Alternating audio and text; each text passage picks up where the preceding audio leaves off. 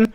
What's going on, guys? We are back for, I think, session 30 of the Lordly Caliber RPG that should have music over it. I've been messing with how to get music to play on OBS without breaking everything for the past, hour and a half to no avail.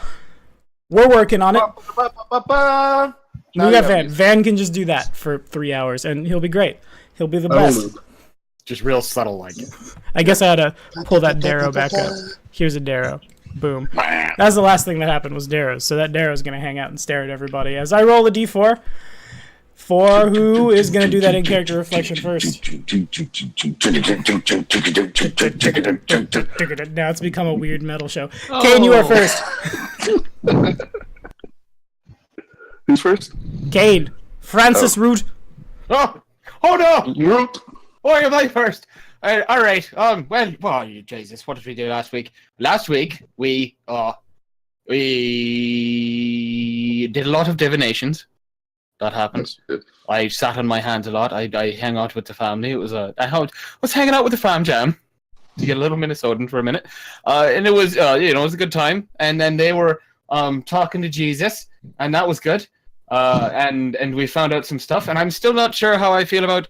The whole, I don't really want to leave now, but we have to leave, but we can't leave, but I don't want to leave, but we have to leave, but we have to go down underground because I guess Cheliax isn't Cheliax anymore. They're like, I don't know. Good Cheliax? Yeah. Cheliax 1.5. The country of Jehovah's Witnesses. And this is Sarah Ray's Witnesses. Yes. And now we have to go deep, dark, into deep, dark, down, dark, underground to get anywhere without being assailed by an entire army of Bible-thumping devil worshippers, ex-devil worshippers. Bible-thumping, Agathian worshippers. I had to think where Sarah Ray sits on the chart. Yeah, because she's like in not Nirvana. Yep, she's in Nirvana. That is correct.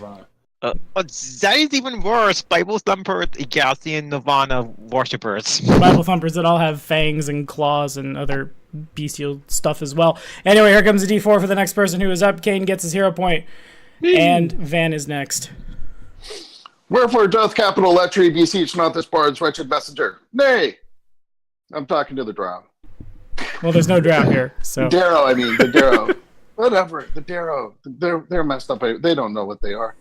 So, so we sat around and talked about cool loot and tried to ask the air for answers, and we're waiting for this big meeting to happen, and the trying to figure out a way to get to Casimir. And then I thought, hey, maybe somebody come in here for this meeting will be from Casimir.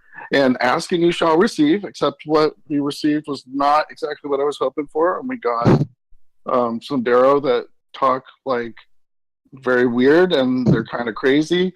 But they seem to be here for a reason, and they seem to be willing to take us back. So at least we'll have tour guides through the Darklands. Now, how good their tour spiel will be on the way, we're not sure. But I'm looking forward to getting back home and hanging with my peeps and wreaking some havoc. And so, yeah, I guess we do this meeting, and then we go cave spelunking. I'm all for it. I am just now realizing that the Darrow that I'm using on OBS has humanoid fingers, I should say, hanging from his cloak, and that's kind of gross, but also cool. In an unrelated side note, Pogue gets his hero point, and evens is Donald, odds is Joe. The dice has spoken, Joe. All right.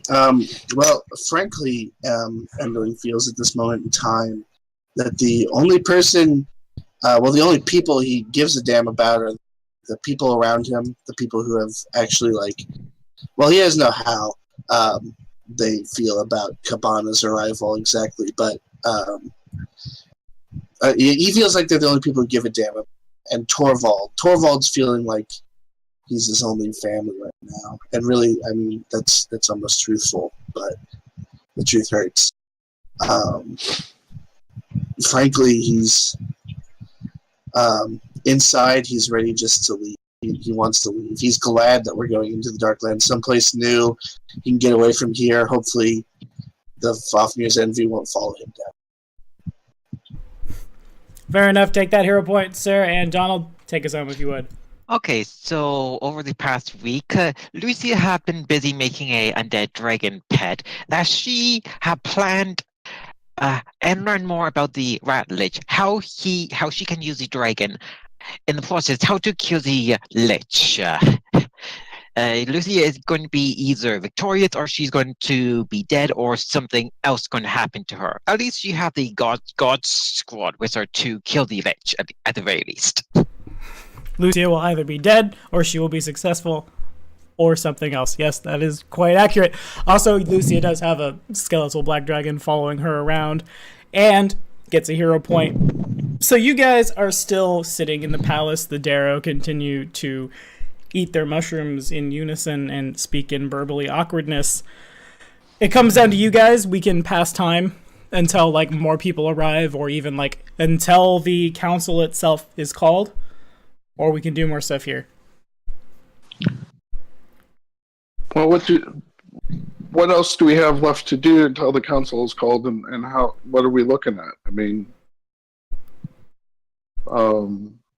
it seems to me that the things that we would want to talk about would maybe be as people came in to understand what their individually or in each group what their agenda is, so that we can help shape that to meet what our needs are if we want, or we can just stay out of the way. Those are both accurate assessments. Something will happen. It always does. We'll either die, or we'll win, or something else will happen. So if we don't do anything, a week passes. I think you guys are about at like the 2-week mark. Okay. Before everyone is supposed to get here. People will show up intermittently. Okay, so during that week until everyone arrive and then we leave, I would help Mufasa out using my planar knowledge to come up with outsider names and powerful entities we could probably talk to learn more about the rat lich. So we have a question and answer session with the very specific outsiders that Mufasa is willing to allow to be summoned to talk to. Okay.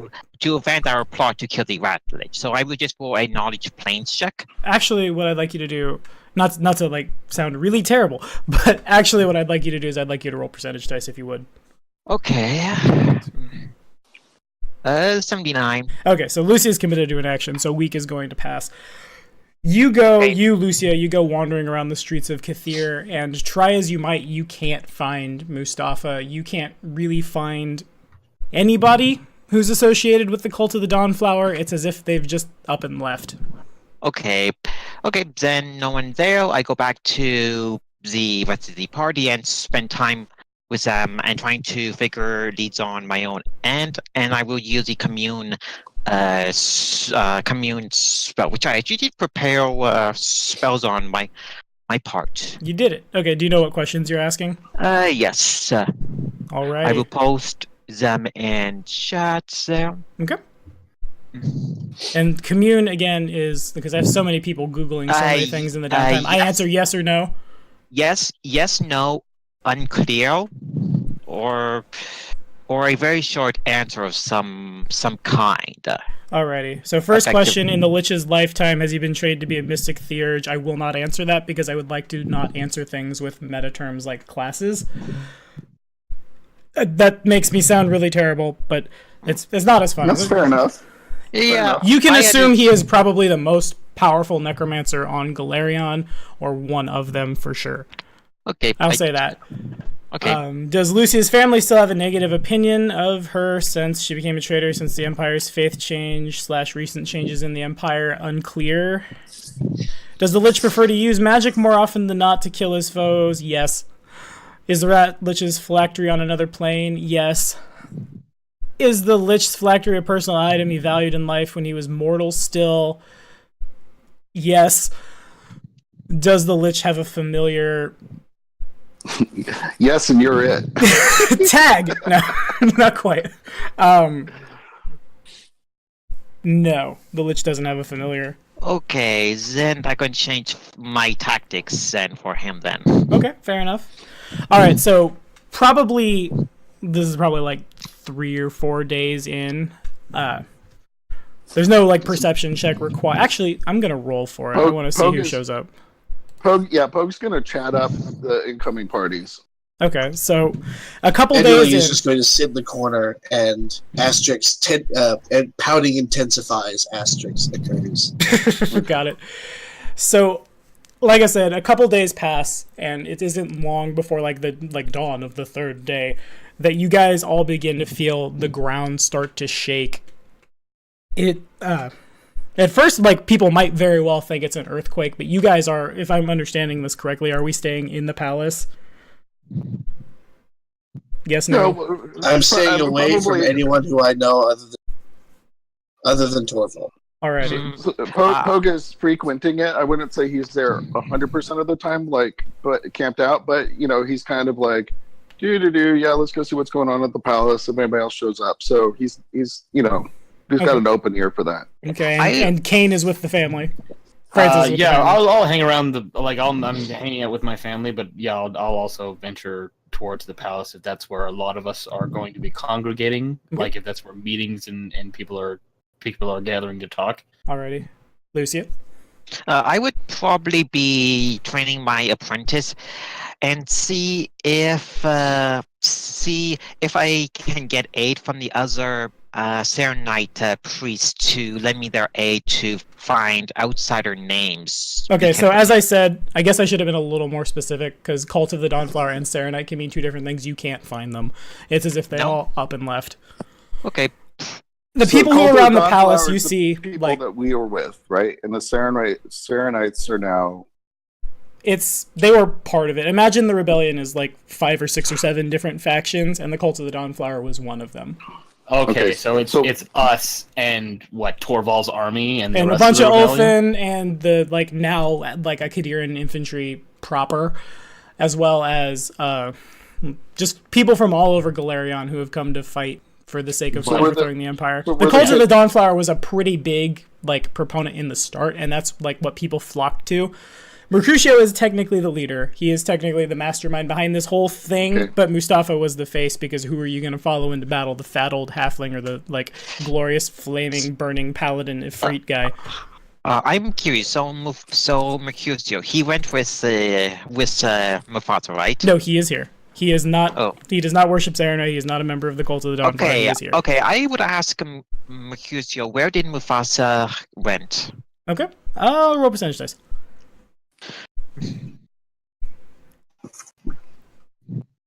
47. He doesn't know. Anywho, as I've been trying to exposition, a couple days pass and the ground starts to shake. The people outside of the palace, they probably don't feel the ground shake as much.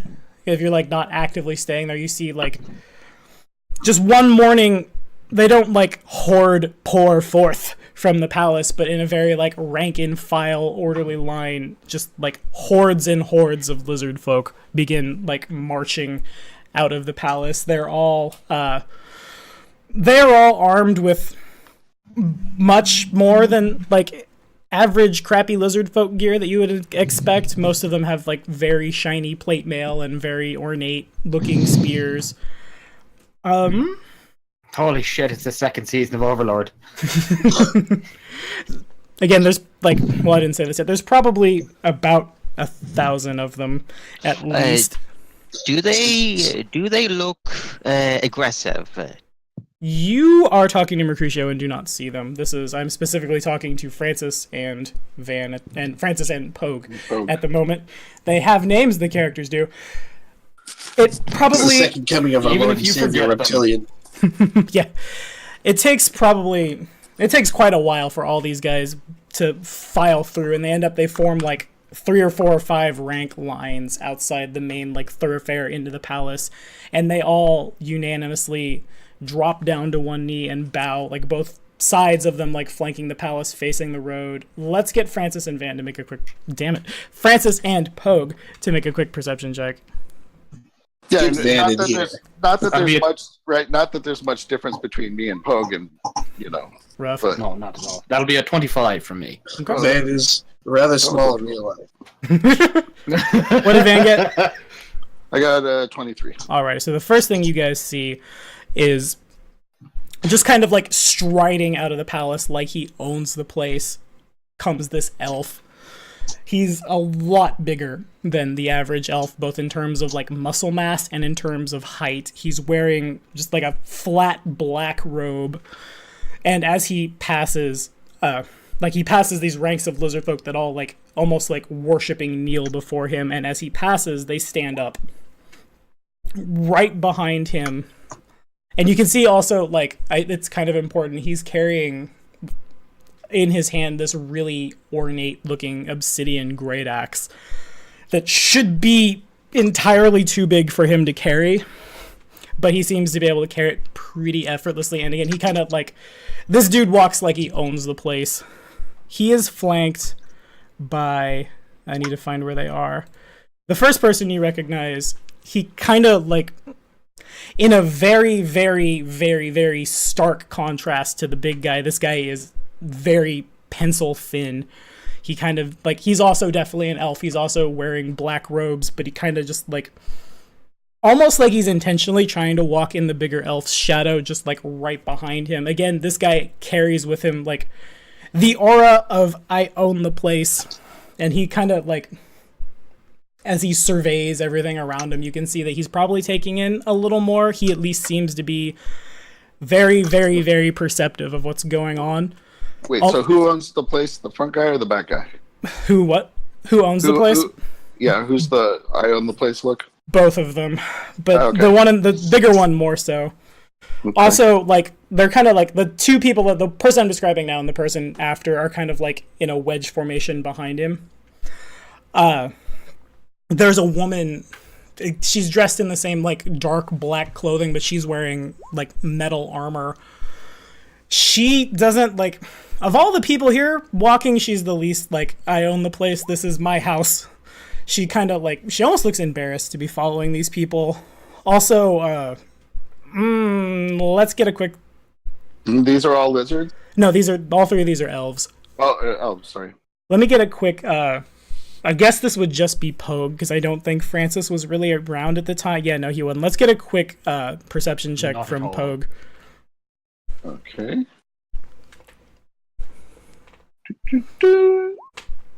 34. Okay, if Rivariel had a twin sister, she just walked in. They look almost exactly alike, except maybe she's a little scrawnier. She also, like, she doesn't carry herself like the whole world's been out to get her. As these three figures pass by the army of lizard folk, the lizard folk all stand up and just, like, file in behind these three, and without saying a word really to anyone, they kind of just make their way into Kathir. So Pogue nonchalantly walks into their path and turns and stops and faces them and says, "Greetings." Alrighty, I will need you to make a save. I'm not sure. How you doing, boss? Pogue, should we be? Where are you going? Tommy. I need a save. What kind of save? I'll tell you in a sec. I want to double check it because I'm not sure exactly. And always save. Let me get a. It's a will save. A will save, Jesus. Actually, there's. I can do a save. Okay, so this guy kind of like. I own them. You did natural 20. They cower. He reaches, the big guy in the front with the axe reaches his hand out to you, almost like Darth Vader-esque. Without, like, he doesn't break stride as he does this. He just keeps walking, sees you out of the corner of his eye, and just throws his hand in your direction. As he does this, the girl, like, slaps his arm aside, and they say something in, like, it's a really weird language. You don't understand at all what they're saying. It almost sounds just kind of like hissing. It's a better way to describe it would be like, I know this will mean nothing to Joe because he doesn't like Harry Potter, but it's like they're speaking in parcel tongue. Okay. The man doesn't break stride, but doesn't make any further attempts to do anything to you and just keeps walking on. Tommy, would you say I would be alerted by the group present coming into the palace to come to the palace area? You would probably eventually run into them because there's a lot of them. But, like, technically, Pogue and Francis have the chance to react first. So he just walks past me? And so do the other two, and so do, like, What? just almost, like, it seems like thousands of lizard folk just, like, in fanatical devotion follow this guy. All right, well, Pogue turns around and yells at him. He's like, hey, I just wanted to ask where you got your moisturizer. He doesn't say anything unless you want to make a check. No, he's just pissed that he just got blown off. Yeah, perhaps a little. Yeah, I don't even know what the hell just happened. He made a 20 on his save, so he heiled at him. Kind It should of. have been the other way around. The other guy should have just been like, Nazis. He should have accidentally telekinesis himself instead of telekinesising you. right. You should have stopped right there. Okay, so if Francis has nothing to say, then I'll say like an hour or so passes and Lucia gets, probably all of Kathir gets word of these people arriving. Other than to ask Pog who the fuck these people are. Should we raise an alarm? You What might. the hell is going on? I think I'd be willing to give. Yeah, let's have Francis make a quick knowledge. Nature works. I was gonna say, if you say anything but nature geography, it's not happening. You gotta remember I'm talking to the druid. It would help if I had my character sheet open. Usually does. It would also help if I had the tab open that I suddenly realize I need. Tommy, can I make any knowledge checks as I go to the palace? No. Yeah, you can. Let me really quickly get to Francis here. And 'Cause the I don't twos wanna- begin. And he rolls a 13. You probably don't get a whole lot of anything. You know I know what lizard folk are. what lizard folk are. You know what elves are. And that's probably about it. Yeah. Okay, what you got, Lucia? Okay, I'm going to roll knowledge local to know if this is one of the factions that is coming to the talk. Okay, go for it. I think they are a faction, just to make sure they are one of the groups. So 31 local. 31 knowledge local. You assume. They aren't actively trying to torch the place. Where would they go? They're not staying at the palace. What probably happens is they probably like make straight for the river that Kathir sits on, and they just kind of set up camp there. It's awkward because they aren't really like an active faction on Galerion to your knowledge. You know that, I'll say from the knowledge local, you'll know that it's awkward for 3 elves to be leading a huge army of what seems to be entirely lizard folk.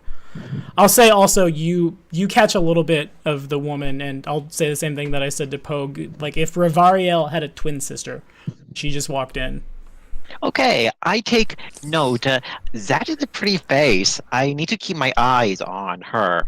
All 3 of them are that's my probably job. like, I don't know exactly, like, and I'm not going to ask what Lucy is into because we're not doing that today. But No, it's like all 3 of them carry themselves with like the supreme confidence of like a creature on the hunt. This is VIP people we are talking about. I just want to make sure they are not going to cause any type of trouble. Absolutely. Would Let they- me get a quick knowledge of the planes from Lucia. Because Okay. Lucia could know this as well as Francis. So I have a question. So part of Pug knows Elvish, but so I assume he's been through with some of in contact with some elves. But is there any way that he would know anything about them from the courts of Taldor of Opara? You can make a knowledge local Search. check. Knowledge local. So Donald had a knowledge planes, is that right? Yeah, 30. Alrighty, so the 25. man who is obviously the leader, like I said, he's carrying just a gigantic black obsidian axe. You get a little closer. Well, you don't get a little closer. I'll say he happens to turn a little too hard as you're watching them, and this acid just kind of drops off the blade and begins dripping into the streets of Kathir. He seems to notice, but he doesn't really care. You know that the axe he's carrying is an artifact known as Black Axe, and it was once carried by the Nascent Demon Lord Tree Raiser. Wait, artifact black ash? Black axe. One word. Nice. Okay. And it was once, like I said, it was once carried by the Nascent Demon Lord Tree Raiser. Cool. Interesting. For Van's knowledge local, he has a 25. Elves are kind of rare in Galarion in this setting because they had no reason to come back from Sovereign. Because there's in the elf capital in Galarion, there's essentially a Stargate, and that's how they got here in the first place. And they left a long time ago, and since the Empire is expanded through their homeland, they haven't really had cause to come back. Okay. It's you definitely you've met an elf. You've met a few, but they're almost as rare as like Geniekin or something like that in this setting. The fact that they're showing up now, there are whispers in Opara of you would probably also know who Tree Raiser is. He's in the southern part of the elf forests of Kyanin, a demon lord was exiled and he turned the place into a horrible festering swampland. And the elves have always been fighting Tree Raiser because the enemy of ancestral home, right? Yeah. But that's kind of it. Okay. These three, in addition, the lizard folk as well, don't seem to have much of an interest in saying anything to anyone. They're approached by... probably at some point, armed guards show up because suddenly here come all these lizard folk, and it's just kind of the same spiel. They march right past them without doing anything, and everyone's kind of dumbfounded. Mercutio eventually wanders into the camp and leaves unharmed. Yeah, I'll say that. Tommy, if there are any conversation going on, I actually know Draconic, so I would listen in to bit the conversation if I can make head and tails of any. Okay, you know definitively they are not speaking Draconic. Nope. Okay, so... you can make a linguistic check if you wanted. Okay.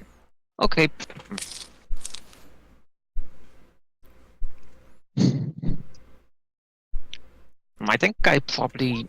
19, so... Not... So, can I make out what language they are speaking, or at least dialect? Neither of you can. It's, it almost doesn't even sound like a language at all. They don't talk to each other that much unless they absolutely have to, it seems. But when they do speak, at least to each other, it's in, again, it almost sounds like parcel tongue. It almost sounds like they're hissing at each other with fluctuations for syllables. You have no idea what it is or what they are saying. Hey, Francis, let's go stir up some trouble. You with me? Yeah, let's get into it. I was thinking Francis is the last person you want to ask to stir up trouble. Hey, old man, let's go stir up some trouble. Okay. No, I want to meditate and talk to my cousins.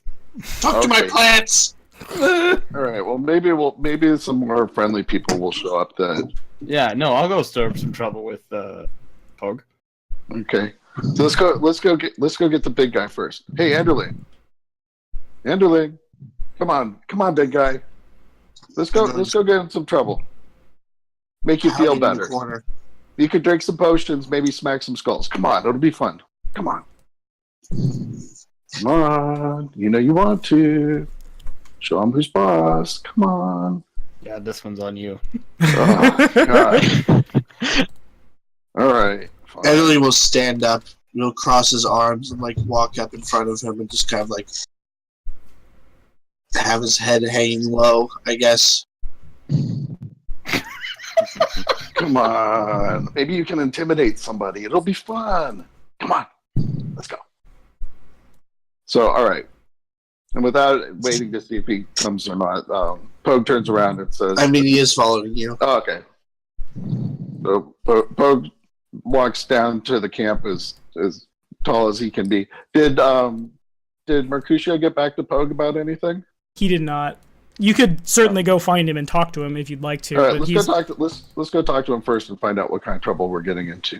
All right, give me a quick percentage dice roll, would you? Yes.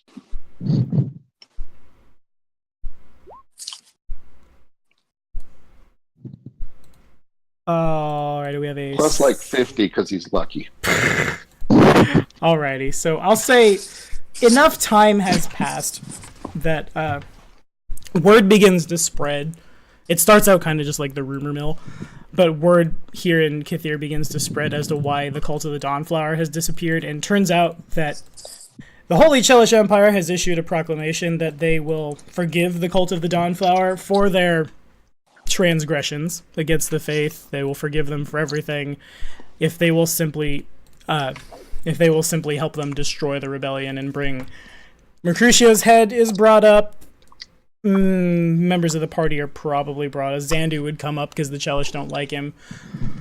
As far as Lucia would come up as well because the Chelish don't like her. In response to this, there have been, like, you haven't heard about it because it's been kept kind of on the down low, but there have been attacks, there have been suicides. The faith is rocked pretty hard. And as a final like response to it, Mustafa has led the entire Cult of the Dawnflower out of Qadira, really far to the east in the middle of Kazmaran. Does this necessarily mean that they're going to attack? No, but they haven't said that they won't either.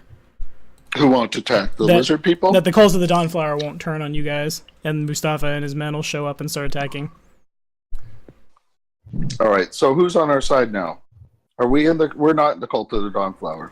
You are, like, the brand that you guys received in session, like, 4 or 5 is kind of like an identifying mark, but imagine it as more of recruitment propaganda, and so everyone could easily identify you, that kind of thing. So we are the Cult of the Dawnflower. If you choose to be a member. At the moment, you're kind of just a member of, like, a hodgepodge of factions that have come together to form a revolutionary army. Yeah, hodgepodge sounds much better. Yes, Maybe. we're not the hodgepodge. We're the I'd rather be a hodgepodge than an army. Yeah, we're the hodgepodge of the Dawnflower. Clearly, we're not the cult. There you go. Yeah, right? Cult of the hodgepodge. Yeah. Nothing to do with Sandray. Cult of the Hedgehog. Cult of the Hedgehog. Sonic R! Oh, man. I don't follow Serenray anyway. Okay, so Pogue is thoroughly confused about who's out to get him. But he's going to go down and talk to... So Mercutio didn't have anything about who those people were? Who the elves are? You could ask him. Hey, Mercutio, who are those people? Let's see if And he why knows. does one of them look like Rivariel? Those guys are from Kyanin. The elves are starting to come back, and I guess Tall, Dark, and Force Chokey is their leader. He doesn't say a whole lot of much, but he doesn't seem to be wanting to burn Kithir to the ground, and he's brought a lot of friends with him, and he kind of like looks, Mercutio does, behind him to see if more lizard folk are walking around, because there's a lot of them. Wow, Mercutio, I didn't know you had such a grasp of modern Earth culture. Thank you! He says in a really bad Bostonian accent. I read a lot of books! He watches a lot of movies. Watch a lot of movies with Hayden Christensen in them. Watch the last one they put out. It was pretty bad. It was pretty All bad. right. That is accurate. So are they here to join the rebellion or what? It will appear that way. They're not saying a whole lot of them. You could go talk to them, I guess. Yeah, okay. Nice, Mercutio. We'll do that. So we'll see you later. He nods and continues drinking. Oh, God. All right. I don't need no liquid courage. So Pogue then proceeds to march out to the camp, Alrighty. trying to look as stately and as straighten out his clothes type of. Yeah, I am curious. So would Poe ask Lucia to join him or no? If we ran into you, sure. I mean, I would be in the palace area, so you probably would have had seen okay. her. So Right. I would probably have accompanied you, looking all regal-like. Alrighty. Let's... We'll get the Kellys together. With, They were some with murders, Lucia by there, the it's a way. little easier. You guys arrive. At first, like, a couple of lizard folk try to stop you, and they turn the corner, and they drop pikes in your direction. But it's Lucia, like... So they're lowering their weapons? Is it what you... But, like, bracing, people are coming to the camp. brace them. Okay, yeah. Oh, you said very pipe different. drop it. I'm thinking like they just like throw them on the ground. They're done! Oh no! Oh, I didn't know. Don't hurt us. I didn't know Lucia had god-like power like that. You I did it. don't think it's you. It's the natural 20 on the halfling's will save. Yeah, no. Actually, I think as you guys get let in, let's get a quick. I just want this from Lucia, but let's get a quick perception check. Okay. From just Lucia? Yeah. Lucia? Well, you can too. You can too. She'll know a little more. 18 plus modifiers. Plus modifier. Oh, yeah, because you know more. 31. what- All right, Whatever so my- it's really Pogue that picks it out.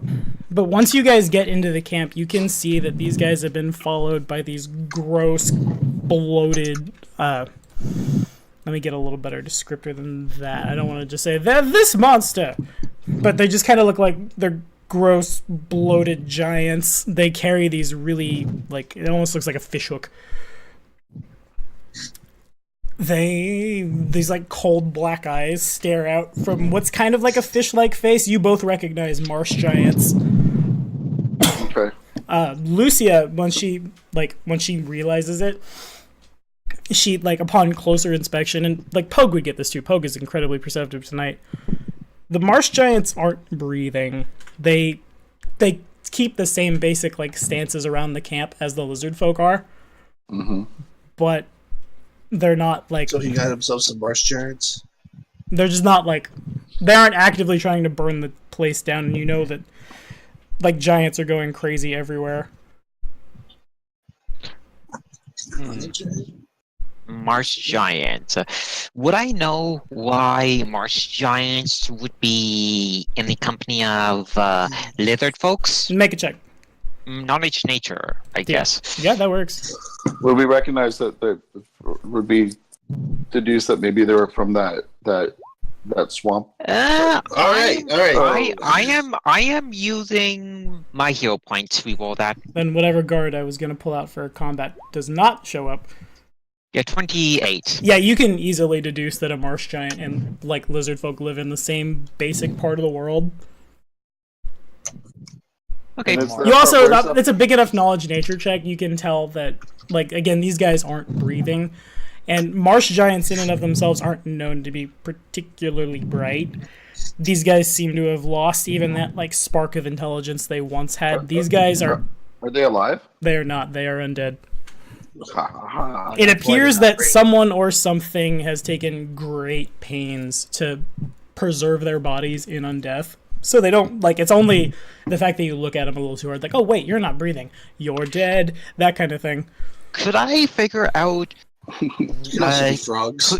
could I figure out the exact style, how they were preserved, so I could have a rough idea who did this, at least from a cultural point of view? Make a check. Knowledge religion would be Poke appropriate. turns to Lucia and says, "Close your mouth and stop drooling." He knows that she's getting a... Yeah, I am impressed by the undead, how they're preserved. So 19. 19. You imagine it's almost ceremonial how well they've been preserved. It's hard to say who. You imagine some kind of spellcaster, right? But it's different for sure. It's not from where you would live. These guys would probably just be parked somewhere until it's time to unleash the undead hordes on the bad guys. These guys seem to have just as much of an honored place in the camp as everyone else does. Cool. So let move on, Paul. Disgusting. So are we able to pass the You are. guys? Okay. So, But it seems to be because Lucy is with you. oh, okay. Which either means because they respect her or... Wait, how do they know about you, Lucia? I'm going to roll to figure how they know me. So knowledge local, I would guess. They want us inside so they can kill her for her bounty. Boom. Maybe. 21 for local for knowledge about why they let me in. You assume it's because you're a Chelish noblewoman. In meta terms, you realize that, and I know I said I wasn't going to talk in meta terms. This is my last one. In meta terms, somebody rolled a high enough knowledge nobility check to identify you, and word is spread. Okay, they know who I am. That's why they let me in. It's either good or it's potentially bad for us. Yeah. Okay. So let's seek out the elves, because I think we probably end up with a better chance of being able to speak their language than. Do you know Elven? Poe? I do. Cool. Both of us know and can converse with them then. All right, let's have you guys make a quick. Both of you roll percentage dice, if you would. Percentile or perception, she said. D100. I should say it that way. Oh. I should make a macro for this. Ooh, that's bad. They come up a lot in this game. I really like them. 38. So together, you two probably. I am a generous DM. 1d3, and I roll a 1. Okay, so you reach the banks of the river, and you see I described it when they first showed up as this guy kind of like walked in the big one's shadow, and he's really scrawny, and his eyes just kind of like stare off all over the place. He's by himself. You're not sure, like, it's not conspicuous or anything, but he seems to be just kind of like standing by the water doing nothing.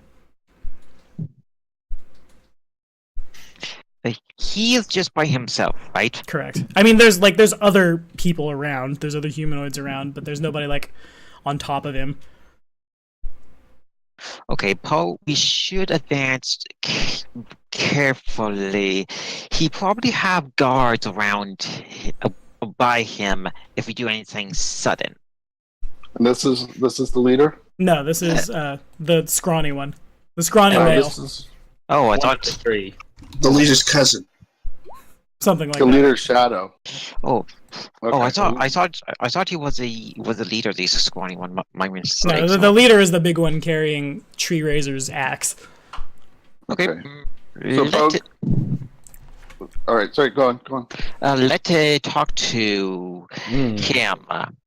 So the scrawny NPC then. Okay, let's talk to the scrawny NPC. Okay. Greetings, oh scrawny NPC. No, he doesn't say that. Hey, He doesn't you don't say know. that. You don't know his name. So Pogue says in Elvish, in his finest flourish and appropriate manner, greetings, esteemed cousin of man, and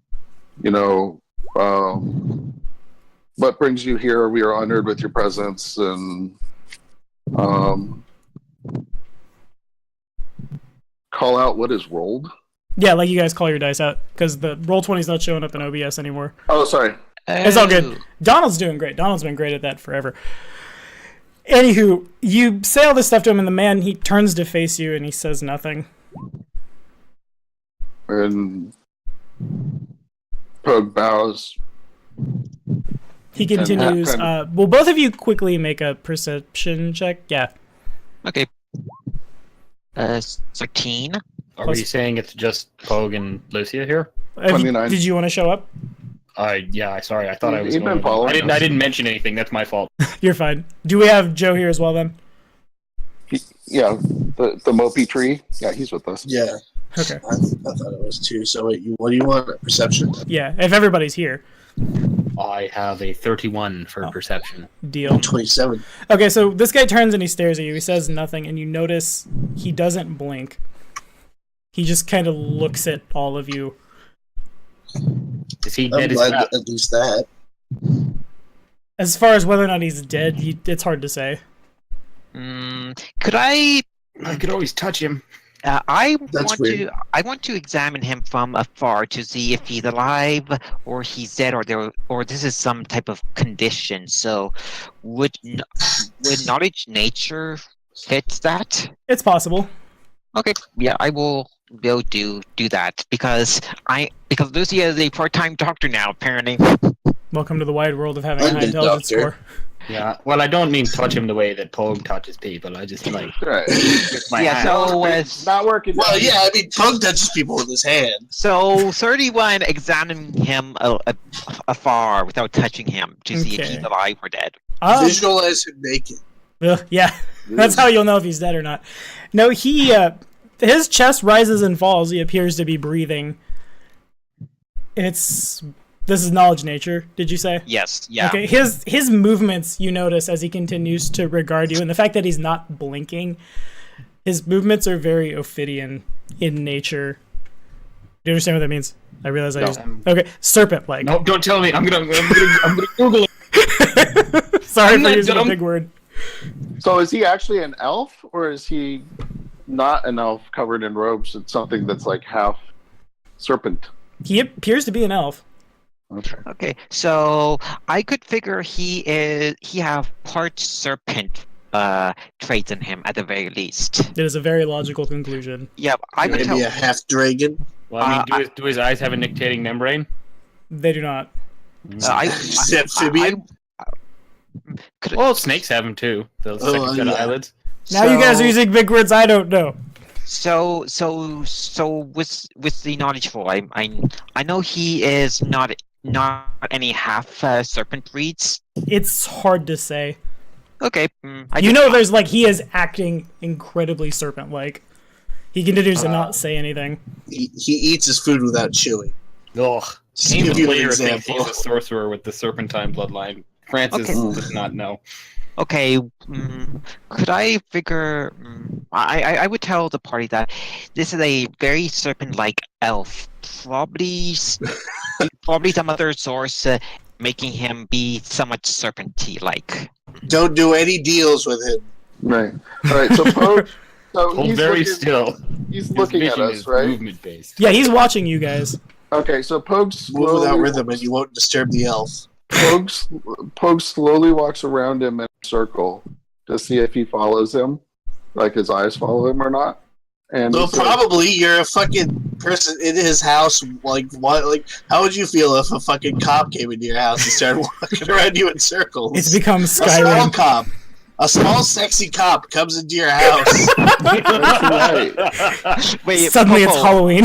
Paul, I have a message for you.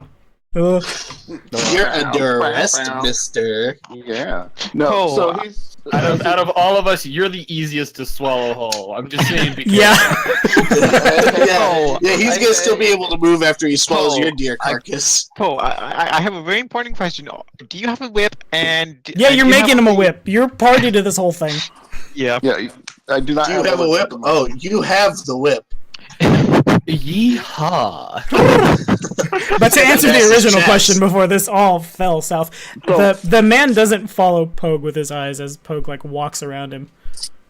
And so he says, "Well, esteemed gentlemen, we're merely here to ascertain if we may be of assistance to you, or if we are going to work together to make introductions. So, if you have nothing to say, then perhaps we'll go and talk to Rivariel's sister." He turns and Oh shit, faces making you. assumptions. Yeah. He turns and faces you, but he says Who the nothing. fuck's Rafariel?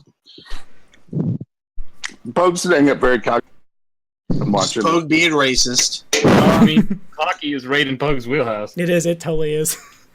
What But is? the elf says nothing. He continues to just kind of watch you guys. So he does he no rise, no nothing. Not at all. Hmm. I guess you would be entitled at this point. You, all four of you, would be entitled to a sense motive check. But I know, I'm Just clueless as save fuck. me. 31. See what I mean? I roll a 9. Dang.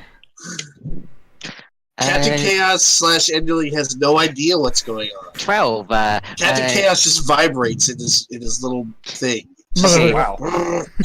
That's all he does. Okay, so 35. So Pogue and Francis both would put it together that this guy's not saying anything because he seems to lack the ability to respond to you. It's almost like got no talking to a mute person. Oh, Elf's got his tongue. He's the Helen Keller of combat. Lucia has no idea. Enderling has less of no idea. Enderling's looking at his feet. Right. Enderling's looking at Captain Chaos. Captain Chaos is looking back at Enderling while it's happening. All right. So clearly he's not the the strong silent type or anything. It's more like the strong can't reply to you and thus is silent type. So he's the silent type. Yeah. Strong low volume type. Mhm. Strong illiterate type. Okay.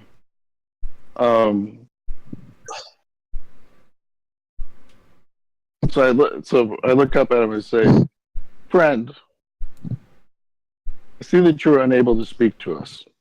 Is it that you are under orders to not to be able to communicate with us, or is it because you are well and truly unable, either by speech or by gesture or written word?" Well, I feel like you're gonna have to ask him a yes or no question. Make a diplomacy check. All right. I'm curious. So, Vival's sister is she 33. Vival's sister. Don't Is forget she, that plus 40 on stealth. It's important to his diplomacy. 77 on diplomacy because I'm. I'm so sneaky. stealthy. I'm great at talking. Who is that? I'll tell you everything. That's some weird third-party feat that you can add your like dex to your diplomacy. yeah. In any case, the elf kind of like he shakes his head no, but as he does so, it kind of like it's less of a shake and more of a like back and forth sway. Okay. To like, I'm not trying to tip anything any further because you guys have. Oh. Like you've smelled the Ophidian nature here. It's kind of like the snake going back and forth to like the guy with the flute who's charming him. You know what I'm talking about? It's The like snake that. charmer, Yeah, Right. if you will. I know the word Ophidian, but not snake charmer. Yeah. Pogue is the snake charmer in his own way. That's it. Well, All right. What? Huh. What? I mean, that's not a good thing. That back and forth sway is what a snake does right before it bites something. says the druid. Yeah, swallows them whole. Okay, we'll be off. Thank you very much for your time. We look forward to working with you. Alrighty. You say this, and he steps back into the water, and there's no like, there's no shallow part, and he doesn't go like ankle deep and then back he's knee deep. No, he just like steps back, and there's a loud splash, and he's not there anymore. I'm gonna go on a limb here. Can I make a nature knowledge check about Nagas? Yeah, go for it. Sure. 29. Naga can like they're amphibious. It's not unlikely. It could happen. It could be that way. Okay. I'll also say like I say there's a splash, but it's not like a like cannonball or belly flop splash. More like a jackknife. I did not he just mean sort to of- make that descriptor, but it worked really well. He just sort of slips right down into the water. Yeah. Okay. That's super spooky. I I have my own opinions about him now. Yeah, Lucia Share to doesn't. share 'em, Druid? Lucia doesn't like this serpentine alpha person. I think the Ophidian nature of our new friend might be more than just behavioral. Okay. Can everybody make a quick perception check? As opposed to the cellist, Sure. who is very definitely behavioral. All right. Yes. I'm trying to roll a Perception? perception check. If you would, yeah. A Wrong area. 20, Woo! 23? 24! Oh man. Alrighty. I don't Then know. 31 by accident. Oh, I also got a natural 20, 39. Alright, I don't know how you guys know this, but alright, so it's starting to get pretty dark out and kind of just like good. And Francis become one. They gain a little bit of that quick hive mind Fusion knowledge. ha! You They hear become friendly. well, Friendly. that sounds real bad. Endless. So That's what I want art of, is Frienderling. Frienderless? this coming from the character who's terrified of Enderling because Enderling's Fast, wrong. old, and No, angry. exactly. Now they're He's best screaming friends. the whole time. So you guys hear as things are starting to quiet down and people are starting to bed down, just echoing out of nowhere, this very loud, very fanfare clarion call of a bunch of horns coming from, you assume, the direction of the palace. Wow. You guys both crit. How would I'm trying to figure out what I want to give you guys without I'll give It's Francis. still Francis Voles. realizes that that's not a Naga. Okay. It seems weird that would be a Naga, and you imagine more like that might have actually been a snake that had alter selfed into not human, but into an elf, and that's why he couldn't speak. I was on the right path. You were pretty close. You were close.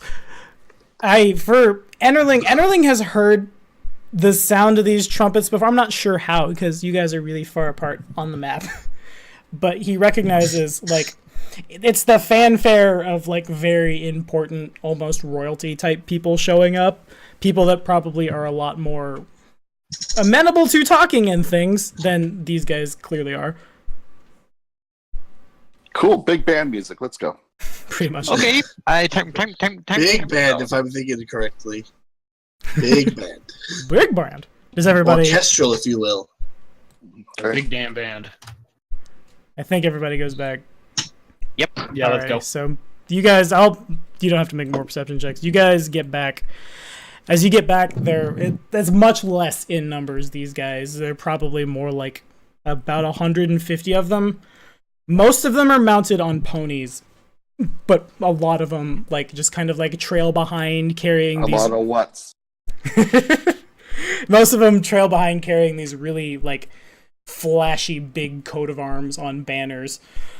There's used like what you assume would be squires to knights, not dressed in armor or anything behind them, continue this like very ornate and exuberant fanfare as these guys like with lances leaning against their like the saddles of their What are ponies they? just kind of like walking through, and all these people have gathered to like exalt Are these they people. dwarves? They're not dwarves. They kind of look like rat folk. It's hard to say because all of them are wearing like really, really thick full plate, and you can tell they're rat folk because they might be rat folk because they're pretty small and like their like rat mouse ears pop up through their helmets. Not like whoop, now we're exposed, lop my ears off, but like the armor has been made in such a way as it accommodates them.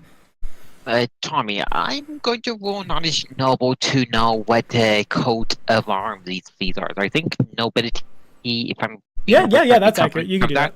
Okay. And then plus whatever miscellaneous modifiers I have, knowing roughly coat of arms of the region. Okay. 13 plus modifiers. Some upstart from somewhere. You have no idea. Not anyone from Cheliax, not anyone from Taldor, not anyone you would have ever like brushed shoulders with. Let me try. Okay. 26. So, Pogue has heard a little more about things going on in that part of the world.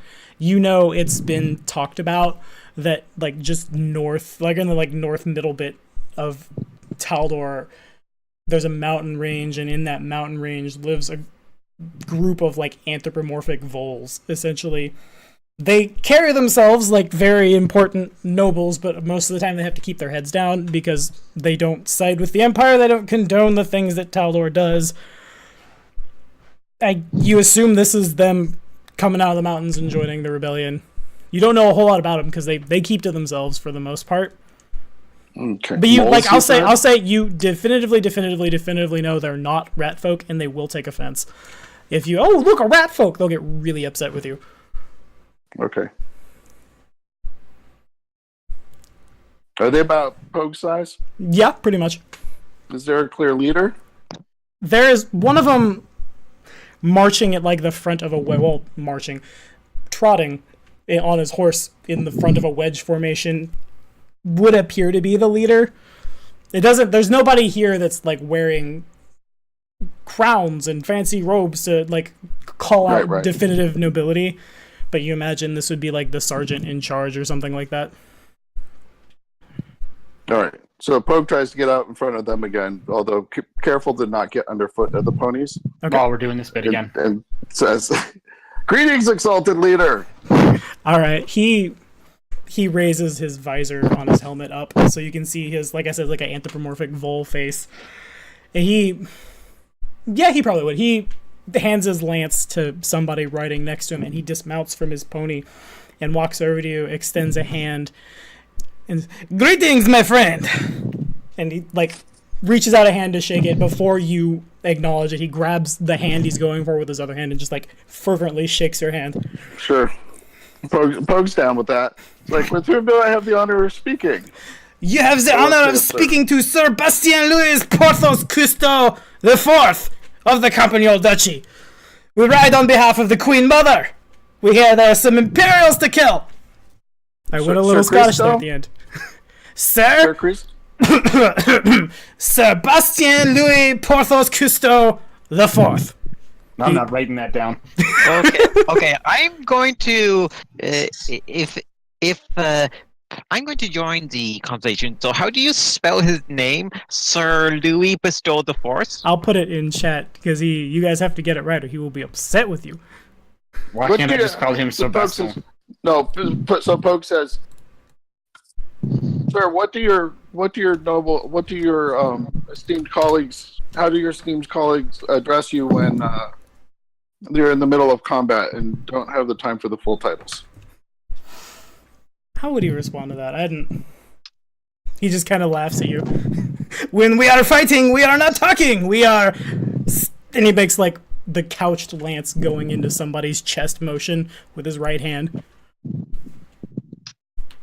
Yes, I see. You're killing me here. Okay, so. God. All right. Well, we have dignitaries so far from the fine city of Casimir, and we have a most curious expeditionary force of elves and very scaly folk. Okay, I forgot the Darrow exist. Oh, what have the Darrow been up to? They're probably wherever Yarva is. The Darrow are following and poking just the whole time. They're very enamored. They probably they showed up for a little while because these guys show up to just they kind of come together and stop saying randomness and just like the celebration of these people before going back to Yarva and poke. Okay, I would have my dragon attending and protecting Yarva as he would be outside. I don't want my apprentice to become Swiss cheese experiment. That's a lot of poking, because they're just lightly poking with stubby, fat fingers. They would take a lot of poking before poor Yarva just takes enough non-lethal damage. Yeah, I do not trust the Durals, even if they view Yarva the god. So when you bring up the force from Kyanin, and I'll just call him Bastion because I know I won't get offended at myself for using not the full name. The elves have arrived, have they? Well, what can you tell us about them? What can he? He will make a knowledge nobility check.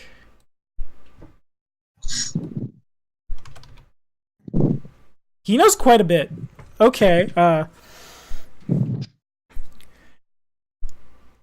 they keep to themselves in their forest, but the son of the Queen Mother has been sent there as emissary. They are proud and respected allies of the Campagnol Duchy.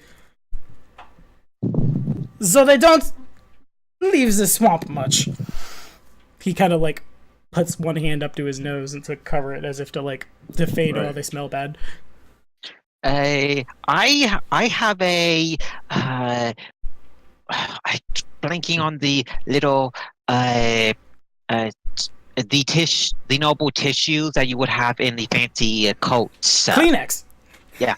I would have a noble kerchief. A kerchief. Yeah, kerchief. Don't listen to Tommy. Oh my god. Yeah. So a very noble, reusable tissue, and I hand it to Bastien.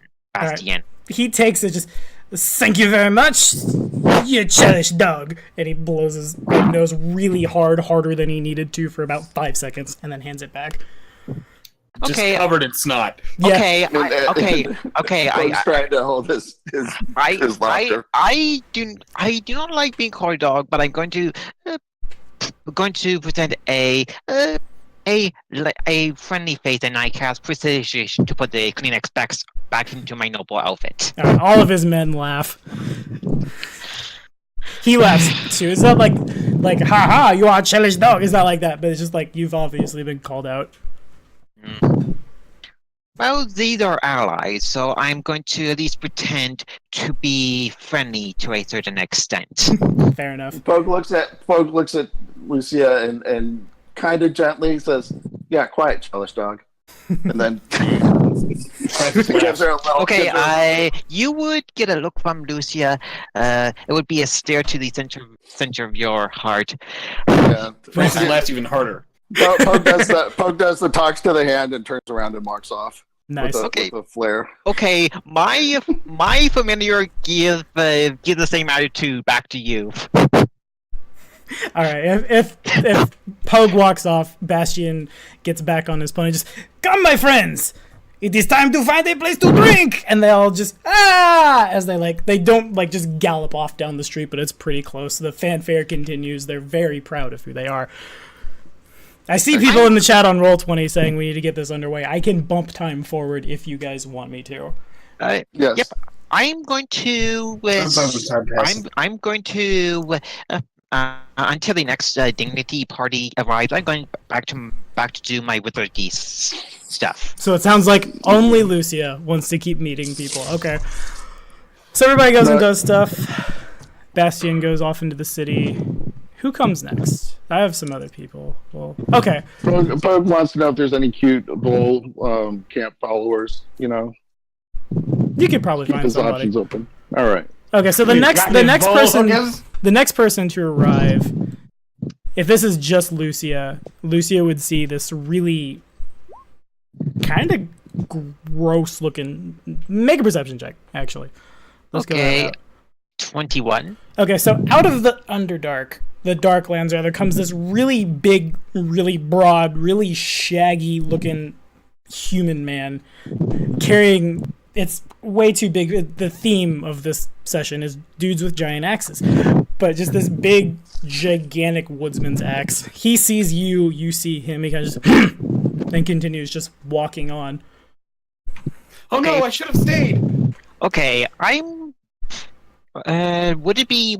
I want to know what type of creature this is, so would it be knowledge engineering or nature? Nature is probably be more applicable. Okay.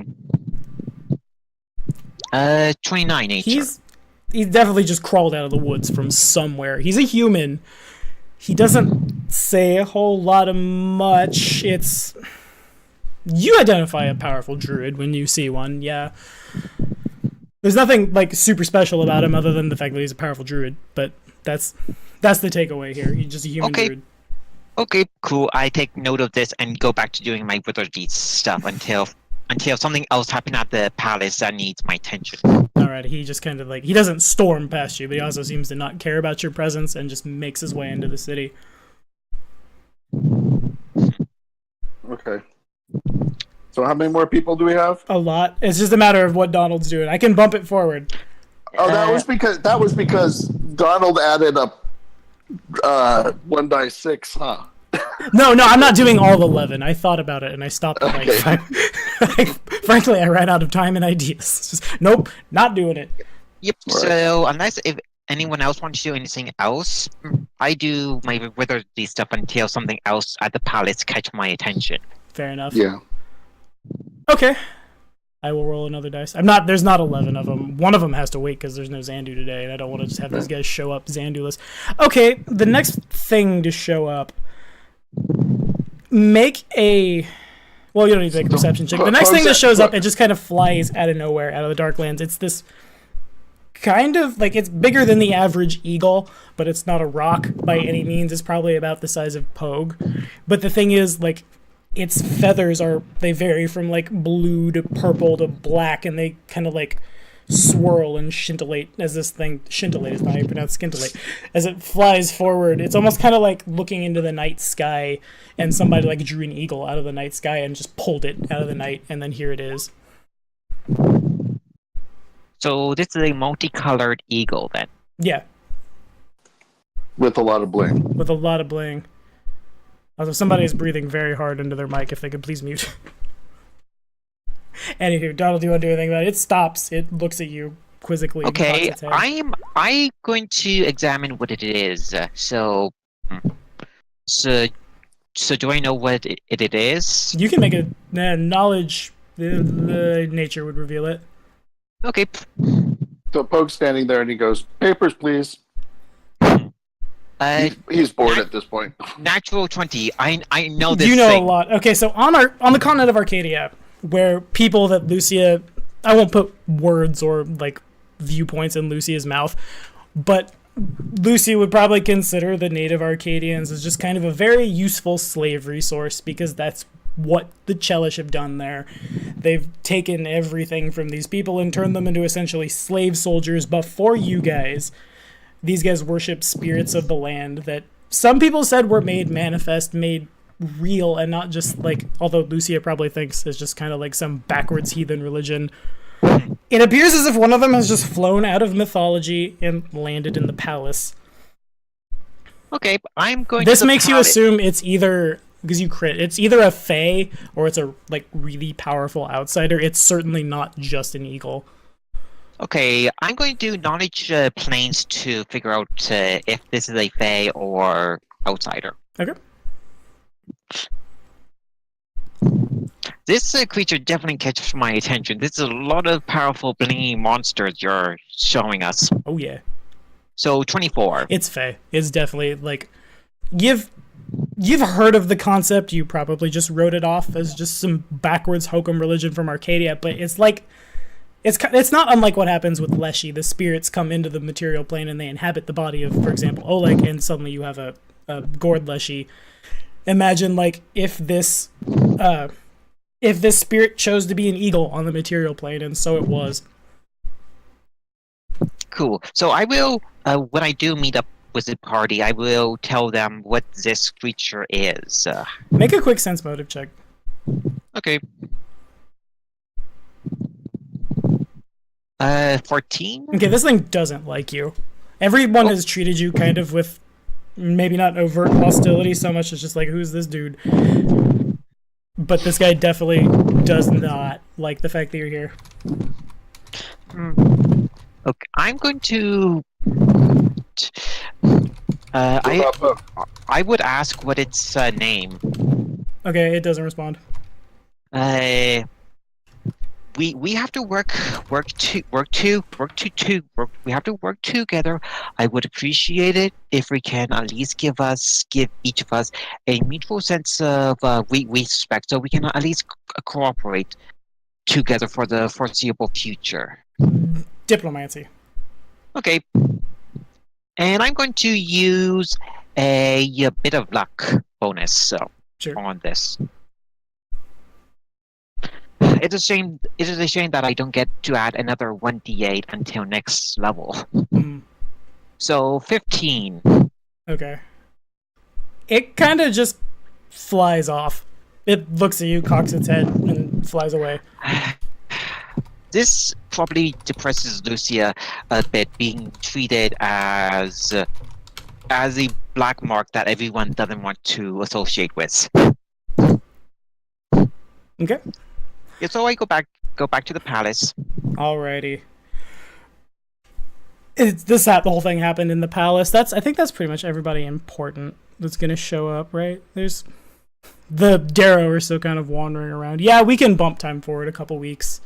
More people certainly show up, but a lot of them they don't have as much like gravitas as everybody else who's made it.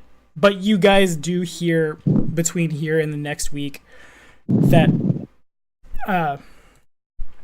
you hear that you'd heard before that in Taldor a new general had been appointed.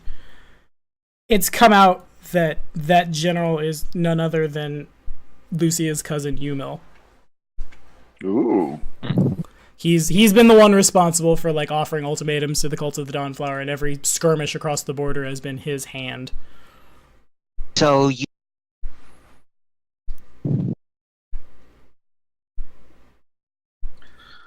Nice family you got, Lucia. So you... Oh, I think his mic died. Anyway, Yeah. rough. Nah, I feel bad for asking him to not breathe into his mic. Damn it. You're breaking up. Better now? Better saw now. it. Yeah, yes. you did it. You got it. I thought I had voice activated on, but did not. It's all good. All right. So the time passes and you guys are called. Well, you're not called so much as like you realize the meeting is happening in the palace. The big elf with the great axe is in attendance. Bastian is in attendance. The eagle is in attendance, as well as Mercutio. They kind of just like... It's awkward as you walk in, as the party walks in. Like, you don't necessarily interrupt like a big argument, but it's pretty close to as if you'd walked in like on just like that cold death stare between the four of them. It's really clear nobody's getting along. You mail it in this room, right? No, he's in Taldor trying to kill you. Oh, and I was so nice to him. That's what you get for letting him go. Yeah, remember, let's take him back to Absalom. He's so helpless.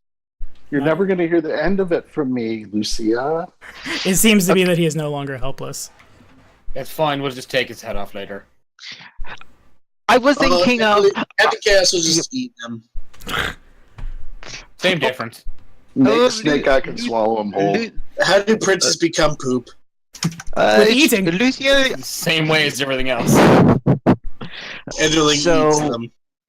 So what factions are in the throne room talking now? I'll put him in chat here. Again, it's Mercutio's here. He represents the rebellion at large.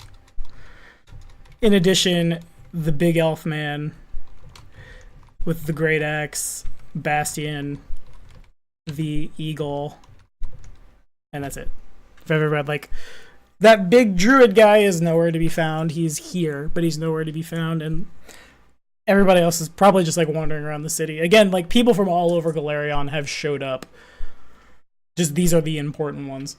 So is this the formal meeting, or is this an informal? Okay. Big elf man. I really like that. Is that how we're gonna know him? For now. All right. I thought he had a proper name, but he does, but you don't know his name. Okay. I thought we had found it out. Vader. Darth Vader. David. Call him David. Daniel. Chad Vader. Daniel. Jeff Vader. Jeff Vader. Are you guys brother? No, I run the Death Star. Yeah, Jeff Vader. we're gonna get into some kind of copyright infringement if we don't stop. Okay. Man, these videos already get pinged as 10 Ogre seconds. Battle Keep 64. Do it. Yes, so let's partake in the conversations. So you guys walk in, the four of you. It's like everybody's just kind of staring at each other. You get the feeling you just walked in on like a really bad argument that has ended. Oh, good. I don't have to be a part of it then. Yeah, pretty much. Bad arguments. So something... Battlefields of the mouth. It is a problem that Lucia did not cause. How nice. You did it. Rarer and rarer with each passing day. So Mercutio is... I should have put state the of on mind? this too. You can make a sense motive check.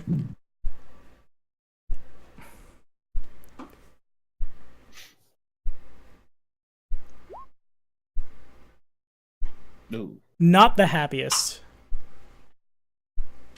That was a 10, by the way. Yes. Thank you. Pogue probably picks Pogue got a up 21. with his 21. Pogue probably picks up that like something just went down here.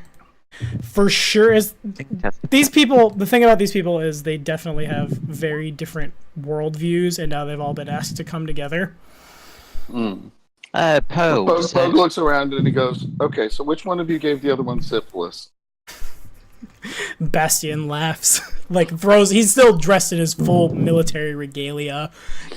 His helmet's probably like in like the crook of his left arm, and he just kind of like throws his head back and laughs. Well, you see, the Cheliax have brought their Arcadian slave armies to bear against the rebellion. This one over here, he points his lance in the direction of the big elf, thinks we should freeze them, and when we freeze them, we should use them to kill the Cheliax. This one over here, pointing at the eagle, is not so happy about this. So Pogue's like, why should we free slaves to make them slaves? Why don't we give them a chance to do what they want? to make their own decisions. In response to this, the eagle like flares back and well, it doesn't like flare back like it's gonna cast something, but it definitely like that doesn't squawk, but it like its wings fly back as it like it's perched on the back of a chair. It seems to be in agreement, yeah. Oh, okay. Said I know plenty of freed halfling slaves that willingly will fight to bring down Cheliax, regardless of who they claim to worship. The eagle nods. Actually, the eagle's gonna fly over next to where Pogue is and just kind of perch. Make a will save, Pogue. What? Unless you don't necessarily like. It doesn't feel hostile, but the creature reaches out with its mind.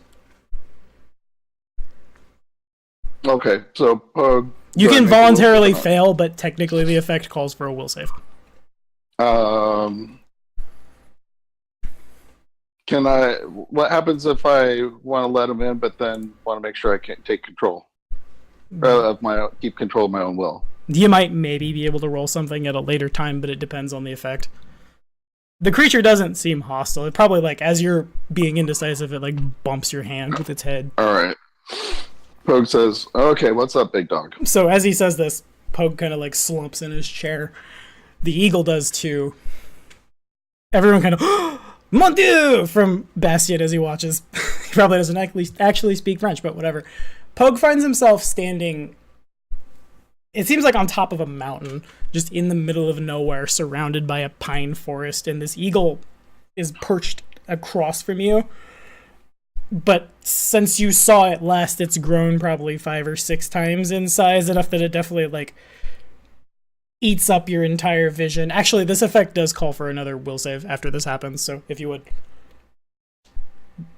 No. Okay, you don't know what happened at all. You're not where you once were. The eagle is still gigantic in the sky, just kind of like looks at you and cocks its head, just, what are you? Me? I'm a halfling? What is halfling? It's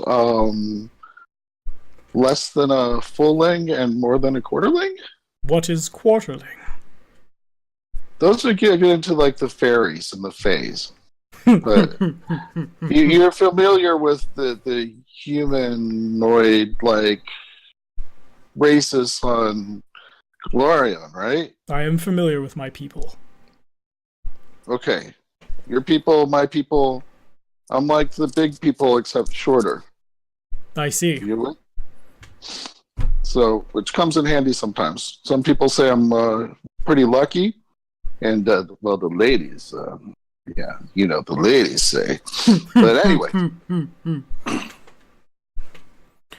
why do you wish to help my people? well, if you know anything, if apparently you don't know anything about my people, but my people have been enslaved by the Chelish for ever, and I'm not a big fan of being enslaved. I'm not a big fan of people telling me what to do, and I'm not a big fan of forcing other people to do stuff, unless it's the bad people and they need to die, or they're paying me enough to force them to do stuff. But that's a different story. The eagle cocks his head, not understanding what you mean. Don't worry about that. We'll talk about that later. Maybe. So the short version is, I don't like seeing people enslaved, and I fight against it. I see. My people have been enslaved for generations. They will fight if you free them. But they will not trade one form of slavery for another. Oh, agreed. The dragon is too forceful. Who's the dragon? Sitting across the table. He's a dragon? The eagle nods. So he's not an elf. Okay. Does this dragon have a name? The dragon is more concerned with expressing his views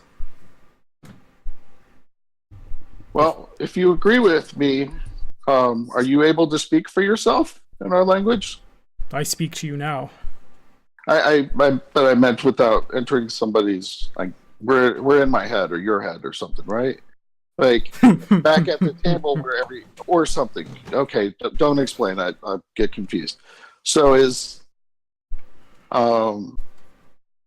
but are you able to speak where we were in the form that you were, or do you wish me to convey your wishes? I cannot speak unless they allow me to do so. He spreads his wings to, like, imply unless this happens. Do you want me to offer that alternative to the others? Are you willing to talk to them directly, or if they allow it, or do you want me to speak for you? I want my people's freedom. I'm with you. He nods. How do we get there? He just kind of how would you like to communicate with the others? If they are willing, I can speak to them here. Okay. So can you send me back there? The eagle nods his head once and a portal kind of like opens, just smack in the ground below you as if you were to like jump through it and you would fall into, you're not sure where, but it's definitely a portal. Okay. So do I fall through it or something? You would have to make that choice. He's not like open, he's not create pitting you. Okay. All right then. I'll see you on the other side.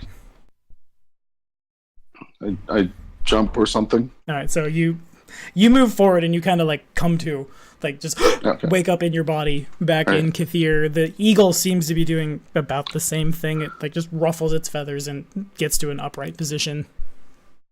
It looks at you. So, Sebastian. Yes, mon ami. This fine feathered friend here. He says that his people have been enslaved, and if we were to work to free them, that they would fight of their own will, but they will not fight under the rule, under the yoke of another master. I understand this. Okay.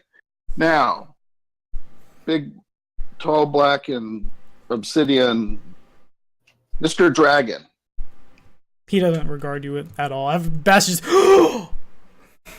Mercutio doesn't say anything. Mercutio kind of just like. He's just constantly feeding himself. He's not like Yarva, but it's kind of that same thing. He's just here to mediate. Right. Are you willing to have them serve of their own free will? Or is your participation require enslavement of another people? The elf looks at you. They would owe us. It's that simple. We free them. They fight for us. So if I fight with you, then you owe me, right? That's why I'm here. Because you owe me. He looks at Bastion. I owe them. Then really what you're saying is that his enslaved peoples would owe Bastion.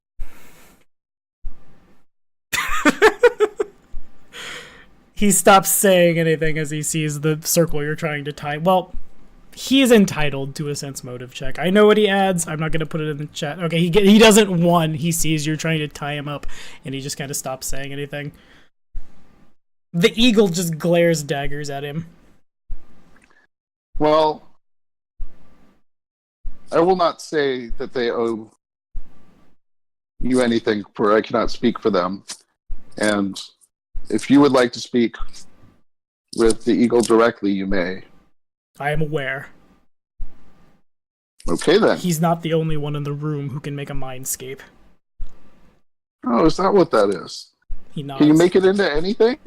Like a fancy bedroom?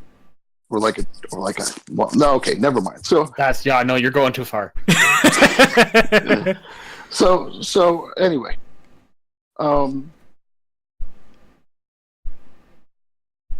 What is it that you would ask that you would demand of them?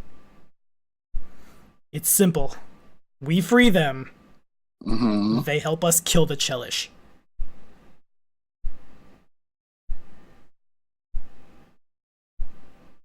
The eagle is, like, it continues to be upset when the big elf talks. So how about you free them Yes. and let them be free? He has assured us that of their own free will they will fight, but I understand that where they come from in terms of trading one slavery for another, and that is something that is very, that us former slaves are very sensitive about. No one ever implied they would be slaves. The eagle spirit assumes too much. He assumes that one power takes the place of another. No, I simply ask that they do what they should. Well, the eagle has explained that he feels that that is what they feel they will do. Good. All right. It's probably really awkward for Bastion and Mercutio as this goes on.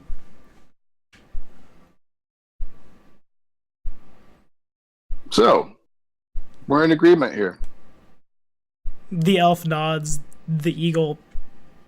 It probably looks more just like a bob of the head, but you assume that's his nod. Well, all right then. So, how do we go about this then?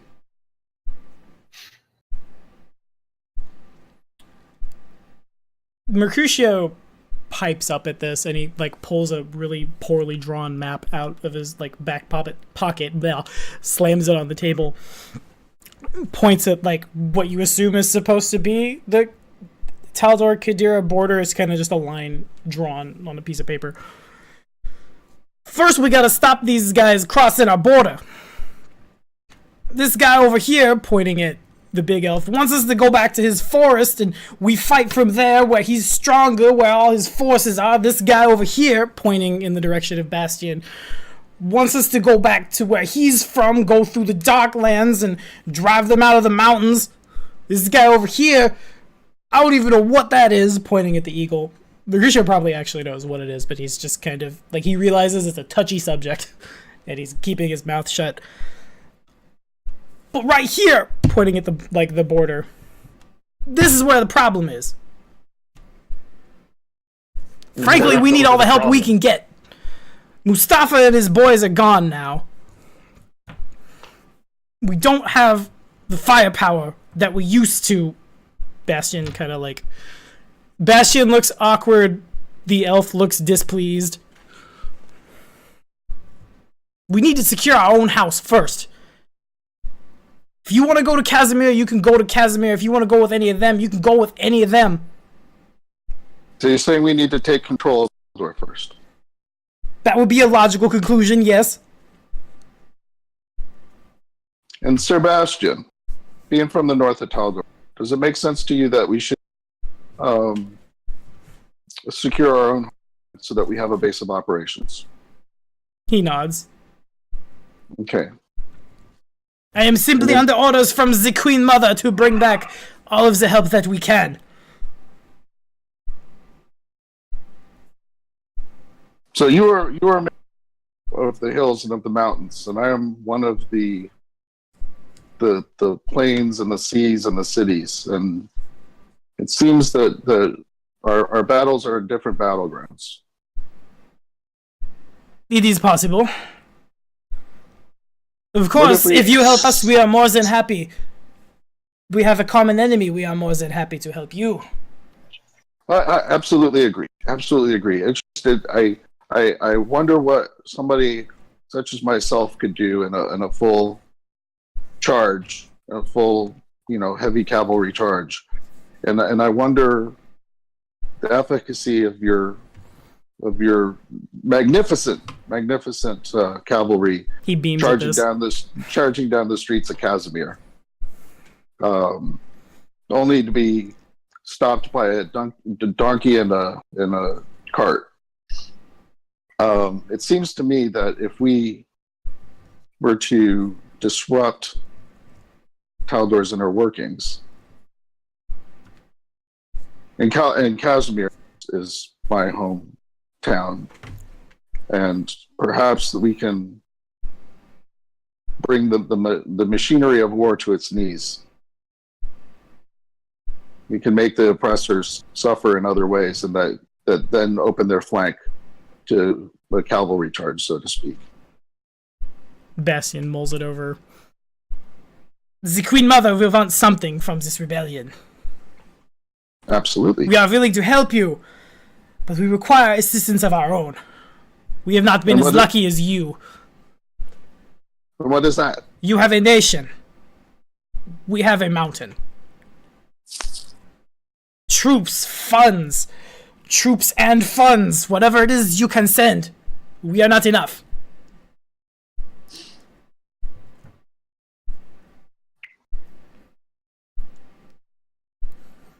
The elf just kind of like impatiently wraps his fingers on the table.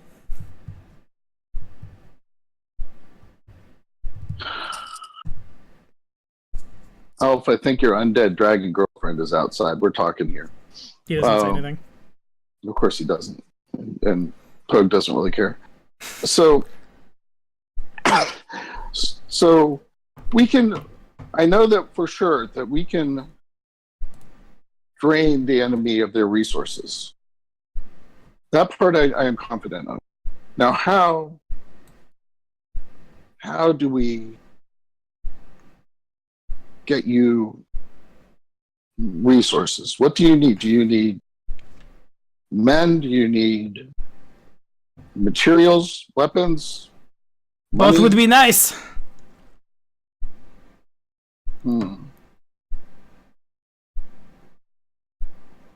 And they're up in the Fog Peaks? They're probably a little farther north, but around there, yeah. Okay.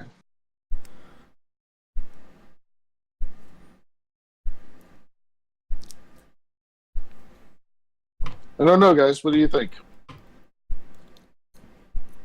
And Lucia, you don't mind if we take your cousin's head off, right? We're good with that.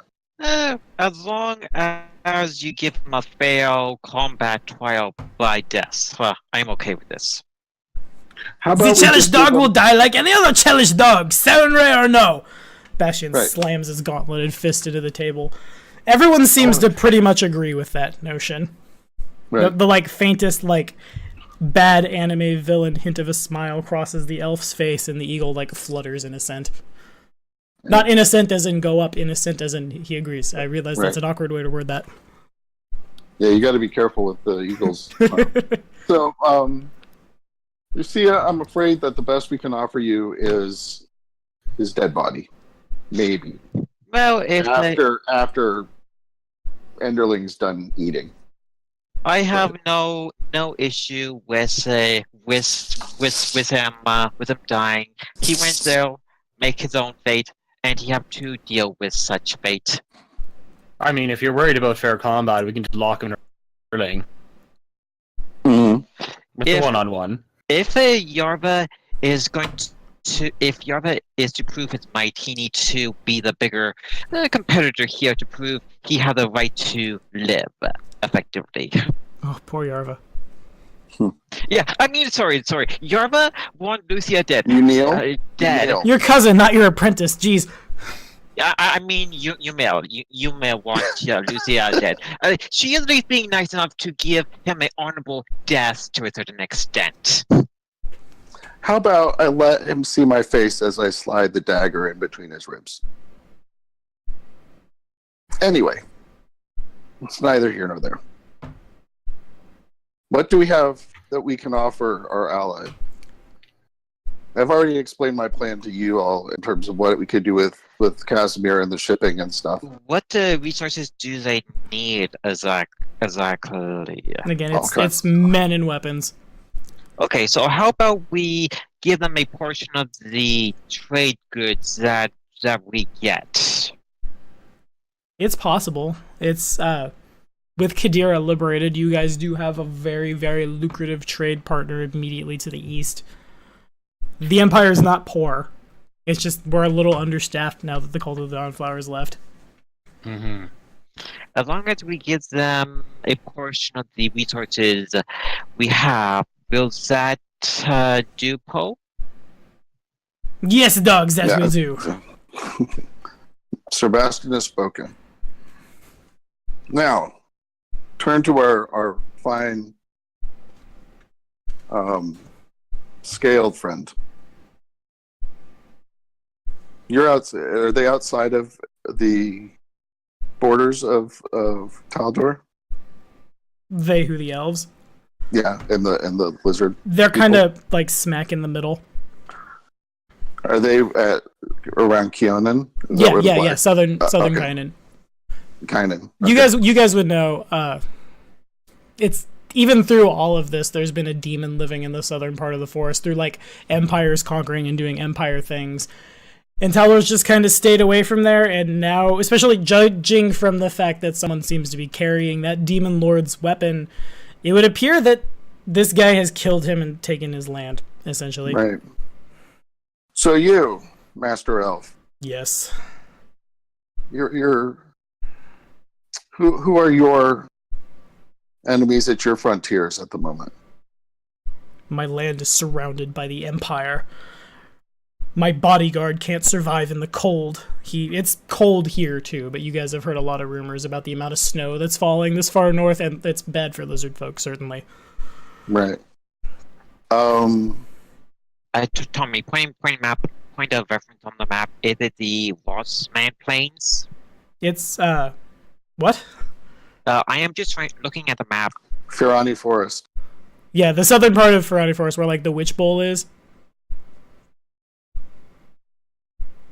Okay, I see.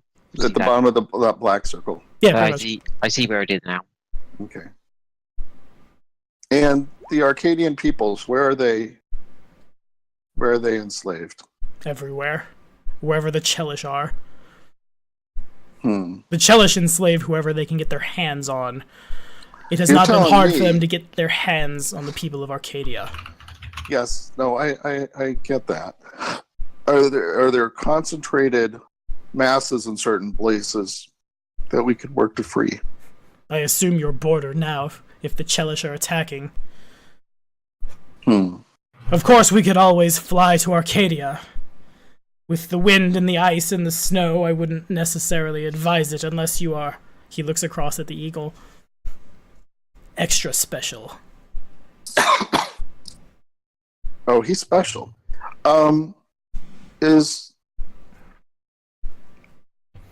But I thought, all right, so Cheliax is invading Taldor now. Cheliax has assumed, like, dominion over the Empire, because the Empire's kind of crumbling. Okay. So we're all within the Empire. You guys aren't anymore. Qadira has been liberated. Qadira is its own, Right. like... But these three all are. Right. But they're So kind of like, imagine where you guys were at, like, session 4 or 5. Mm-hmm. They're like, mini rebellions have started out, but they don't have the manpower on their own. Okay, so when you're talking about Cheliax and their slaves, you're saying they're on the slaves of Qadira, or the borders of Qadira? Yes. Oh, Because they're weaponizing them. got it. Are they feeding them those, like, death fruit things, too? That's pretty gnarly. I think that we can, at least myself, the thing where I can be of most help is not as a foot soldier or a main front, but to hamstring our enemies in places like Casimir so that they are unable to bring reinforcements and they lose their resource shipping. And maybe perhaps to establish our own base of operations or other patriotic, another patriotic movement within Casimir. The elf nods.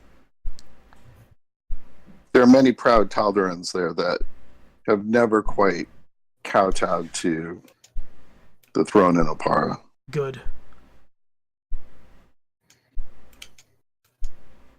I can speak with them and perhaps we can free up the shipping down the up and down the rivers, so that resources can be brought up to the foot of the fog peaks and through the Verdurine forest to where your people are. Will that stop the snow? That I don't know. I know nothing of weather control. What Yeah. Are they talking common? Yeah, I'm not he's that speaking. strong yet. He's speaking. Okay, so what would be appropriate knowledge check to know what would end the snow exactly? I'm thinking Nature, the plains, Arcana. It's end of the world stuff is kind of wishy-washy. You can do whatever. okay, knowledge planes then. Okay.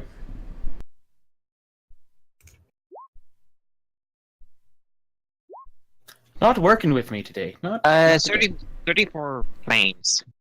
Alrighty. So, as far as the Ulthen are concerned, the end of the world is heralded by like years and years of endless cold and snow.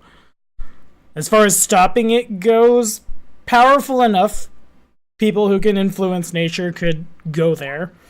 They could attempt to like essentially just form a little like umbrella of summer over the forest. But it's like it would appear events are in motion. Again, like I said last time, the pit where the god of destruction on Galerion is supposedly imprisoned has like tremors have come from it. It's a pretty big overt, like, this is happening, you can put a band-aid on it, but it's like putting a band-aid on like a humongous gash across your leg. The bigger problem might be that, like, it's not necessarily so much that it's snowing and it's bad, but it's snowing and lizard folk are cold-blooded. Okay, so I'm thinking if they manage to get the resources together, could they temporarily have a short-term solution to give them more respite, such as using the powerful wish spell to a certain extent, potentially? Well, wish could help everybody, yes, but it's... Yep. That spell is kind of limited in this setting because I'm not gonna just have all my like powerful NPCs just I wish it was better, and then it was. Yeah. So what is the relationship? So Pogue asks, do you know if there's a relationship between the snow and the end of the world and what is going on with Cheliax? He might. I know what he adds. Okay, yeah. The Ulthen believe that this is the end of the world. The Serenites believe that Rovagug emerges from the pit of Gormuz. My people believe that the final battle between Apsu and Dahak is about to take place. I cannot fight that battle if my warriors are dead from the cold. So it's the end of the world. So which end of the world is bringing the cold? And how many times is the world ending? Exactly. Okay. So which one of these three do we want to deal with potentially? Make a quick Potentially. knowledge religion check, would you, Donald? Emily will put forward the idea that if his soldiers are dying and that if his people are dying, then they're clearly not the next Asuka and Imbrad. Okay, I'm going to add the bit of luck bonus on this. Understood.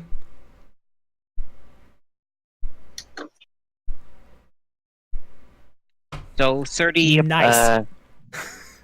Alright, so it's like... It's not necessarily that the world is ending 3 times, so much as every culture and every religion has their own idea of how the world began and how the world will end. And it's just kind of like...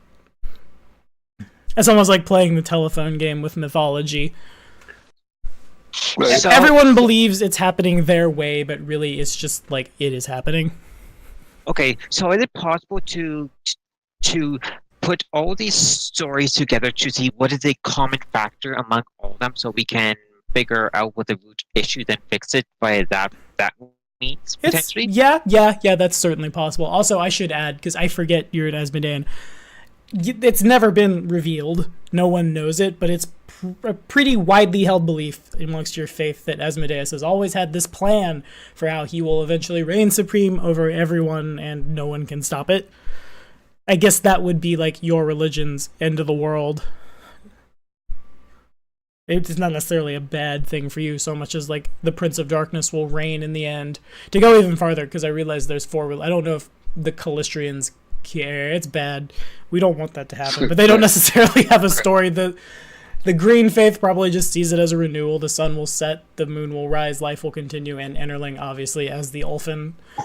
This is Ragnarok. As far as common factors go, well, go ahead. For Enderling, it would be concurrent with the green faith. Is that the gods will survive, and the gods will die, and that those who prove themselves in Ragnarok will become the new gods, and that the two who survive, the last man and woman will be the next Tosca and Embla. The new Adam and Eve, if you will. Mm-hmm. For common factors, a lot of people believe there will be a final battle. It's also important that the nature spirits will survive. So really the green faith has really no coinciding with. Oliver will continue no matter what. Yeah, okay. I feel like it's probably more for the green faith. It's more a belief that like life will change but continue. Yeah, that tracks. But other common factors would be like you assume partially it's awkward kind of because you don't have a lot of information, but the cult of the Dawnflower has left the rebellion and they've gone east past where the pit of Gormuz is, where the god of destruction is buried. And you assume that's because when he shows up, they want to fight him. The same is true for like the Draconic Pantheon assumes that the god of metallic dragons and the god of chromatic dragons are going to have one big climactic battle, and it's foretold that it will happen on Galarion. So, like, common factors are there's going to be a huge fight, but life itself will continue. Whether that means, like, the people seated at the table, that entirely remains to be seen, but not an extinction-level event for everything. Just the lizard people. Yeah, cold-blooded things are not doing well. So, Francis, you know anybody who can do anything about that? You know, hangs out in the forest a lot, you know, talks with nature. Ring a bell. I personally, I might know 1 or 2 people, but there's, I suppose any particularly powerful coven of druids might be persuaded. I say druids? Druids might be persuaded to assist the Sir here. And do you think, I know that it is their nature, no pun intended, to consider the balance of the world and not worry about the politics of various regions. But do you think that they would they could be persuaded to perhaps even out the nature, the natural state, and to offset the cold that's coming in, and perhaps, you know, that if we share with them the unholy things that have been going on in Opara, that perhaps they will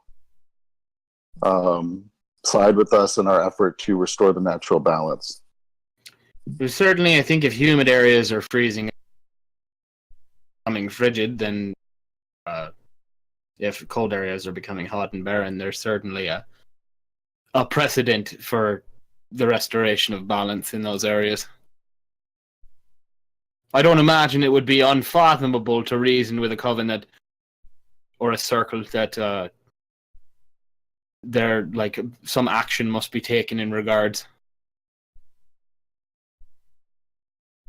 So, turn back to the dragon, and if we were to reach out to our friends of nature to convince them that this thing must be done, would that aid you? Whatever keeps my warriors from an early grave. It's bad enough that all of my giants have gone crazy. An early grave or a frozen grave? Their skill will tell whether it's an early grave or not. He nods. Well then. We know that there's a druid circle in the Verduran Forest. Where are your people, Francis? Do I have any idea what circle they predominantly belong to? You would assume probably just like there are pretty big circles in the forests in Ustalov. Green Faith Druids don't necessarily keep to themselves, but there's not like a big organized church like a religion based on a god. It's not out of the realm of possibility to just kind of wander into a forest, and if you know what you're looking for, and Francis would, that you could run into a group of druids, perhaps even a full circle. The same thing could be done, like if you go underwater far enough in the desert, high enough in the mountains, etc., etc. Mm-hmm. Well, druids of Gozra, you could probably have a fair easy time of convincing, because these changes in the natural climate are a perversion of his domains, their domains, its domains. There would probably be acceptable, because two separate minds. Yeah, they're dualistic. Mm-hmm. Do we need to speak to them on their behalf? I'll chime in here and say that Lucia knows that a powerful druid showed up. A what showed up? A powerful druid. Lucia knows. Right. Yeah, I would mention the druid name and what it look like. You don't know his name. He didn't. He just Yeah. and keeps walking forward. Okay, so did any of them see this creature? Them who? The party? No, the NPCs, the druid I mentioned. They Just did you? not. Yeah, literally just you. Were the Darrow there? Probably. Let me. Okay. We will let the percentage dice decide. Oh. Okay. I rolled a 2. Yeah, sure, the Darrow. I'll say, yeah, they were there. It's fine. I rolled really extreme one way or the other. It works. Poke goes around to the Darrow and asks them about him and says, "Oh, murderous indignity, thou art the moon's beastly zeal." Okay. They tell you they got into a fist fight with him. The Darrow are loading. Beep. No, Stonehenge is the circle. Stonehenge is the circle of the square. And they're turning into Bill Cosby. You see? Boom, pop. Oh, no, they're void. I shall love punch you to a D8 in the grave. You see, Rudy, I am your father, and I will always be here to protect you. And then I will be charged with rape, and my entire career will fall apart. And Like a lot of a shitless woman will protest me, and I'll be down for it. And Poke says, "Why do you calculate the area of a circle using a square of a number?" Doesn't personify nature, multifaceted strengths, gathered leaders bubbling. Okay, does that mean they know where he is? Yes. All right. Hey, let's go talk to that druid. Yes. So how about we? Only if we had the Batman light to shine him. The green faith symbol. Just Yes. that big old maple leaf. I guess Yeah. that's the Canada symbol. The man leaf face thing just into the sky. Surely we have a spell for that. I think there is one. Yeah, they know where he is. You guys can figure out kind of now that you've been able to establish a dialogue with these guys that he's gone out by the river somewhere. Okay. Okay. How about you send your wasp, Poe? And say what? We would request his presence in the Palacio. Okay. So, Francis, how do you talk? What's the best way to talk to a druid? To his face. The green faith itself is true neutral. Build henges, perfect circles. Do not build temples. Chime in the Darrow.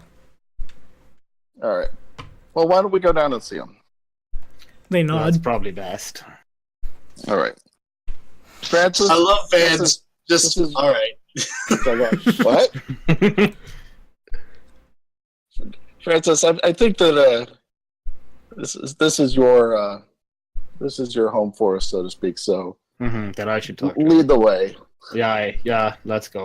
All right, as you guys go out and the Darrow follow you, just kind of still in unison eating these seemingly endless supply of mushrooms as they just kind of Would they like like some orange juice with those mushrooms? they wouldn't say Toothpaste. no. It's Have some awkward. toothpaste with it. It is Is Tuesday. that a thing you people do? You eat orange juice and mushrooms? We figured out the etymology of They the just eat the Darrow. pulp from orange juice. They stick their hands at the bottom. You just get like a strainer. That's what another one of those bags is full of, just the pulp. Just pulp. Yeah, you've heard of extra pulp. They've got fucking just Florida's best, just the pulp. Yeah, Minute Right. Maid, just the pulp. Ew. All right, so you guys are able to wander down by the river, and we'll say it's probably been an hour-ish that you guys have been in conference. You guys arrive, and Lucio would recognize the big guy with the giant woodsman's axe, and Francis would recognize his former master, whose name is Silas. Okay, we got a name. Cool. Francis would recognize Silas. He would also recognize his whole family. The entire Root clan has assembled around this guy. It seems like they've kind of formed a line, and like someone will come up. It's hard to tell from where you are, but it's almost kind of like assembled to meet a really famous person. He would recognize his hole? That's what I heard. Yeah, Poe. Did I cut out? You might have. not Recognize for me. his whole family. Whole family. Very different. Yeah. Very, As opposed very to different connotation going on family's here. whole. There we What's he go. doing in that river? I recognize your family, aren't you? What do you mean? What's wrong with you? All right. We come from the far north, not the far south. I'll leave that Cajun part in, Rose and also. Adam can hear it, and he can be upset with us. So the Tommy, first Tommy, we are at the camp now. Are we? I assumed you were already there. We are at the camp. Okay. Yeah, he's not at the camp. He's like at the river, and it's just like all of Francis's family just kind of like walks up to this gigantic druid. It's like sorry, go ahead. it's hard to tell what's going on. Again, because like there's a lot of people in Francis's family. When I say line, it's more like not sensical, organized chaos throng that eventually forms into a line of about 5 people in front of him, and then it just kind of disintegrates into madness. Lots of I'm picturing one of my own family reunions. Oh god. Yeah. Yeah, he'll start to push his way through the literal crowd of relatives. Okay, you're able to do so, and no one really like they're happy to see you, but no one's like, oh, Francis, because they all like they're very fixated on what's going on. And as you push your way forward, you see your like second cousin on your father's side, twice removed from this, that, and the third, standing in front of Silas. And this particular cousin has never been much of anything, but he holds a little like sapling in a potted plant in his hand, and he kind of just looks at it really hard. And some people will understand what I mean when I say he Charlie X's at it. And if you don't, look up Charlie X GIF and you'll get it. But as this happens, the sapling All just right, kind of hold like on. the sapling just kind of like grows up into a full tree. It like the pot shatters. He has to, oh Lord, as he lets it go, and it plants itself in the ground.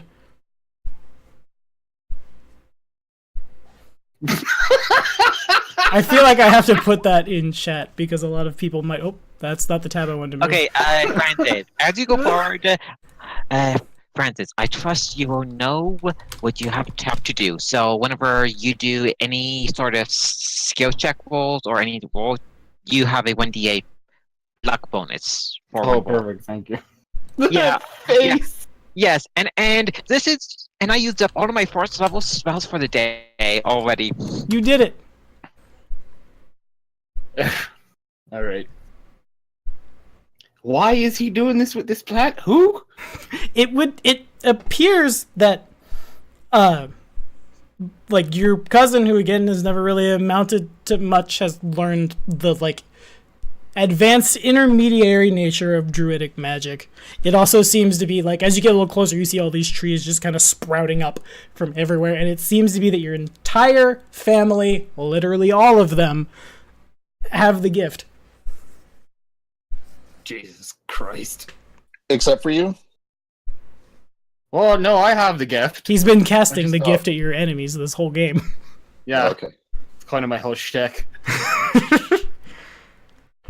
Well, I didn't know if you had the same gift as them. Well, I don't. I had to spend 20 fucking years in the woods to do it. They seem to have just grasped it right off. Maybe you're drinking There the we wrong water. Right? It's kind of a piss off, isn't it? Maybe you need to drink the same Kool-Aid as them, and maybe you get a free level up. I have put the GIF in Discord if no one understood what I meant by Cheliax from the original series of Star Trek. I put that in there a long time ago. Oh, good, thank you. Where is it? It was just like last week. I was talking about Charlie. Can't focus while No. I forgot how good the No. original series of Star Trek was. No. Not as good as the fucking animated series. Oh god, they don't do that. Yeah. Their arms don't come out of nowhere like 5 different ways, 5 different times. It's just Okay. like an arm just like comes out of their groin for some reason. Yeah, Without holding a phaser, like my dick is holding you for ransom. thanks, No, Kirk. says the troll with the third arm. Well, All right. All right. bam. Sir? So you did make it all the way down here after all. He nods. Your family's pretty talented, Francis. Yeah, so it turns out. Wish I'd known that before I made our little deal. I wish I would have known it too. It's rough. This guy's really gruff, but he's also Irish, and I don't want to like trip into Scottish because he has to be Irish, like the rest of Ustalov is now by circumstance. There you go. I've changed everything irrevocably. You did it. Recognizance. Yes. I don't know, I just need to say a word that was complicated. Ophidian. Gideon, yeah. Legality. Epicaricacy. I don't know that one. Tort. It's the English equivalent of Schadenfreude. Yeah, fair enough. Sirs, I need I'd like to talk to you in an official manner back at the palace. Or we were back at the palace, weren't we? Correct. Yes. Fine. You lot! Yeah, I went Scottish. I knew it'd go Scottish. Damn Alright. it! That's Scots Irish. Silas isn't supposed to be native to Ustalov, so him not having the same accent is fine. Oh, great, even better.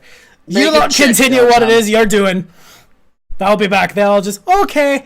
And they continue, like, just the whole grove of trees has grown up out of nowhere in this place. In addition, like, people who are a little stronger are calling, like, bats and eagles and cheetahs and other Nubbin Nature's ally spells as well to their beck and call. Deneb is amongst them, and she seems to be, again, for her age, it's weird, but she's the most powerful of them. Her, like, army of will-o-wisps, essentially, that she's had has coalesced into just kind of, like, a dozen little leshies of various makes. Some of them might be just like a leaf. There's a gourd over here, some seaweed from the ocean that's not that far. Just kind of following her around, happy to play in all of the merriment. So does your does your final arrival have anything to do with their sudden blossoming? He shakes his head. Like, he shakes his head no, I should say. Well, they weren't doing this last week, so you must have done something. Don't look at me. Shit. Nature works in mysterious ways, boyo. I'm finding that more and more true as time goes on. I suppose you must have seen the little one, Deneb, the one I spoke to you about earlier. He nods. What do you think? I think she'll be more powerful than both of us by the time she's our age. Oh, good lord! Assuming we all live to that long. The sun doesn't Apparently. care who it sets over, my boy. The wheel will turn, the moon will rise, and what will be will be. And the tide will come and go. He nods. That's all I have for that bit. Alright, fair enough. Then you wanted him to follow you back to the palace, he will do so. Yes. Everybody else who hasn't been made aware of this guy sees this like big burly human with more hair than most people have all over his body, carrying this way too big woodsman's axe, so big that it like could actually probably be used as a weapon and not just for like the cutting of wood, as it were. He's willing to follow you back. You guys get back to the palace. No one really like says anything as you enter. Well, I'm assuming Pogue, are you still with us? Yeah. Will I talk to him? There's never been much need for conversation out in the woods, especially not with the present company. I've come to depend more upon you in these social situations. What are you talking about? He's saying you're the party face. Oh, well, yeah, of course. I'm saying that like You want me to talk to your druid friend? no. Oh. I'm saying that like I can't negotiate Gotcha. with these people because mechanically I don't possess the skill. But thematically, Francis just outright doesn't know how. Got it. Sebastian, Mercutio, a fine feathered friend, and you, tall, dark, and brooding. I bring help in the form of this gentleman who I think has a great ability with a great. Geez, now I can't talk either. Communication ability with nature, and may be able to help turn the tides of the environmental effects in your favor. Will you help us, sir? Turn to him. He nods. This whole thing is kind of really awkward for him, so you turn to say that and like he's in the middle of scratching his head a little too like dog-esque behind the ear, and probably some fleas definitely jump out of there. Yikes. Oh, trust me, it's a habit I had to break myself up.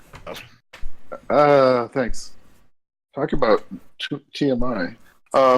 So let me turn back to the other people. Would this help be acceptable to you? They seem to all agree for the first time. They don't say anything because none of them are really fond of each other, but they all nod. By the way, how do we address you, Mr. Elf? You may call me Ulorix. I will put it in chat because that is a funny name. As opposed to Lorax, right? No, that's that cleric from a game we I was played just over gonna at the say Inn that. of Player I was gonna Crossroads. say, it's a fucking Lorax. You guys got He right there. speaks for the trees. Just right after. Just trying to muscle in on my territory. And his sneeches. You. Okay. That's the need. That's the need for every need. All right. That's the Lorax. All right. Okay. Well, you Lorax.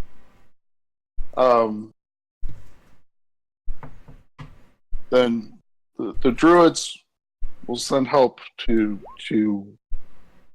tame the climate and to see what they can do to restore the balance. We will go to Casimir and set about disrupting the Empire's trade and fomenting a patriotic fervor, let's say. You would know that you'd be doing more of the latter because with the massive amounts of snowstorms, trade is kind of ground to a halt. Well, that's true. It's like it's what they can gate in, pretty much. Right. But having said that, should the weather change, Mhm. should the seas open up, and should they be free again, we want to make sure that it's the proud people of Casimir that own the seas rather than these evil overlords. Okay. Pogue doesn't let small details like a frozen over ocean bother him. Fair enough. He thinks big. For a small guy, he thinks big. Small guy thinking big. Okay. Right. Okay. Everyone seems to be like they agree with the plan. It seems sensible enough, and frankly, like people are going to survive over it. All right then. How do you think you're going to cross through the Darklands? This coming from Ularix, just kind of like he's very proud of the fact that he brought a large army through. Well, we are not a large army. He nods. What, are you offering to take us to Casimir? Is he? It is kind of on the way. It is kind of on the way. Man, I'm good at rolling percentage dice today. Fine. You may travel with us. All right then. The druid was kind enough to find someone to save my warriors. Oh, you did a good thing. You did a good thing. Hey, you did the thing. Yeah. Woo-hoo.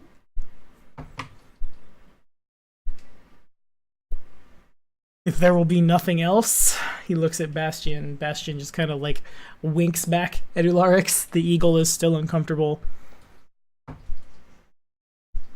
We should be on our way.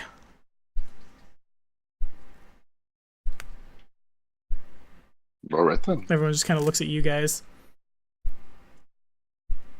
Just as soon as I have something to eat, one last screw, I'll be ready to go.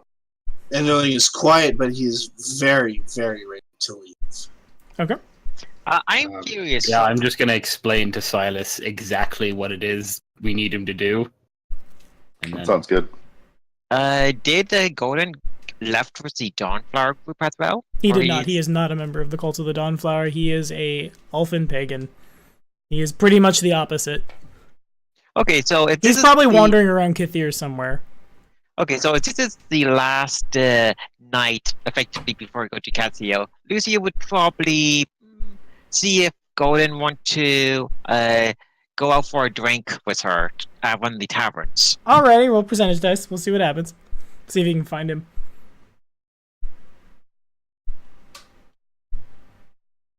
48. 48? It's,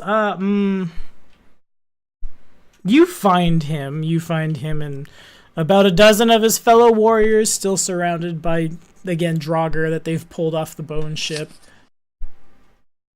He sees you approach and he kind of just turns a corner. Can I sense why? Yeah, go for it. Because you're fucking talking to you. 25, I know all. Van and Kane are both pretty much spot on. He doesn't want to talk to you. You're evil. He is a necromancer because he has to be, because his religion says it will help at the end of things. He doesn't like what he's doing. Not even me helping him out? Nope. It's not his thing. He's probably like appreciative, but it's really awkward and he doesn't want a part of it. It's nice, but you smell like... Yeah. So he's saying, it's nice, but this is disrespectful to my people. I just have to do it. I guess I go and drink with my apprentice to get this sorrowful mood out of the way. Fair enough. Okay. Yeah. You and Yarva doesn't taste the mead that you would get. Where do you go? It's important. It would be one of the taverns in Casio. Just a random one? Yeah, it would be one of the taverns. One without a... Perhaps? One without a sign that has a bad habit of falling on your head and killing you okay. dead. So any tavern that doesn't have a sign hanging. Okay, yeah, you can find one. Yarva doesn't enjoy himself because he can't taste the liquid. The Darrow have followed him. Okay, what about even if I use the spell prestidigitation? Would that help? You could. What would you like to make it taste Okay. like? Make it something tasty that my apprentice actually likes. Okay, like what? Knowing undead taste buds, Blood. I would make it something tasty for him. Okay. Blood, The vinegar. Darrow keep putting their fingers in this. He keeps just. He starts leaking out the sides from all the Darrow holes Yeah. Gross. like a sprinkler. Like a sprinkler. You again, like it would be blood or guts or ichor or something gross because his It taste would is only for probably the flesh be- of the innocent now. It'd probably be gut taste or something like that. Yarva would probably would probably listen just to Lucia complain about how she and Golden are never going to be a thing. He and seems he to just drink in all the information as he like just downs glass after glass after glass of alcohol that tastes like people guts, and the Darrow are happy to just continue poking him and like going in his nose and his ears. They've learned not well. No, they ate his vomit. They'll go back in his mouth, and if he throws up again, they're more than happy to just take the communion of their god, essentially. As much as this entertained Lucia, her emotion, they have power over her at the moment, being dumped-ish by Golden. It might be a little less being dumped and a little more like it dawns on you that this dude never was interested at all. But I understand. Bummer, dude. Bummer dude indeed. Well, at least I am at a bar. If there's something else for you to think about, like, somebody had to animate those giants. Yeah, true. At least I am at a bar at the end of the world with my apprentice drinking There you to get go. this mood out of the way, so... Anybody else? Is this just the final night before we get out of here? I would say, yeah. I suppose I want to talk to Deneb and her family about actually taking her as an apprentice. Okay. You approach the root camp, and like as you do so, you see that these guys have that field that existed in the demiplane. They have recreated, but it is much more verdant than it ever was. It's still kind of like warmish enough here to support crops, especially if druids are actively pouring nature magic into them, and that's basically what's happened. It's almost like walking into a greenhouse, except you're outside. And, okay, yeah, sure. You find Deneb, and Deneb has, she's being followed around by, it kind of looks like a tree. You would assume that's what it is at first, because it's a big walking tree, but as you approach, like, half of the tree's branches turn, and you see each individual leaf has a face on it. They all smile happily, and they, like, it's almost like leaves blowing in the wind, how they wave at you, that kind of thing. Good lord. Hello, who's your friend? Is it? Oh, that's Oakleshy! That's all of him. Yep! Oh, Oakleshi. Okay. I thought it was all one word, like it was a name. Nope, she apparently has figured out, like... What? You That's can... all clashy. She seems to have figured out how to, like, go past the, like, put a pumpkin on a weird body thing and make a animated thing out of it, and just, like, the whole tree. The entire oak tree. Oh my. It's probably a lot more powerful than the average Leshy. Well, If for no other reason so than it's there's, all like, a multitude of spirits inhabiting this thing. Mm-hmm. When it speaks, and speak it does as you approach, just, hello! It's this big, awkward chorus of voices that are all a little past Studio Ghibli noises, past it enough that they can, like, speak coherently. Mm-hmm. Francis just sort of, like, there's a couple of seconds where he stares at it with his mouth a little bit open, like, what the fuck? I made that! He's my friend! Oh, I see that. Very impressive, my dear. Thank you! Wanted to talk to you very briefly. You asked me earlier about me teaching you. I'm not certain it's necessary anymore, but are you still interested? Okay! She, like, kind of, like, runs up and, like, wraps her arms around your waist and, like, just big old, like, little kid bear hugs you.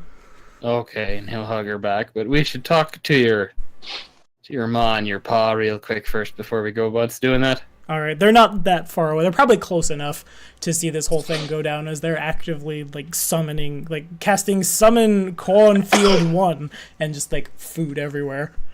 Mm-hmm. They turn and regard you.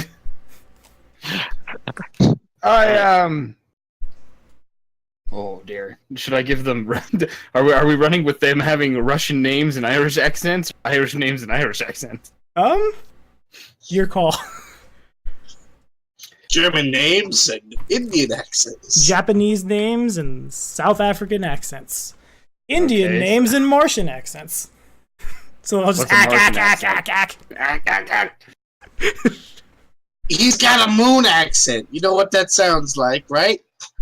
I'm assuming French. Yeah. Right on the nose. Yeah.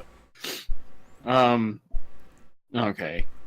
So he'll call out to them.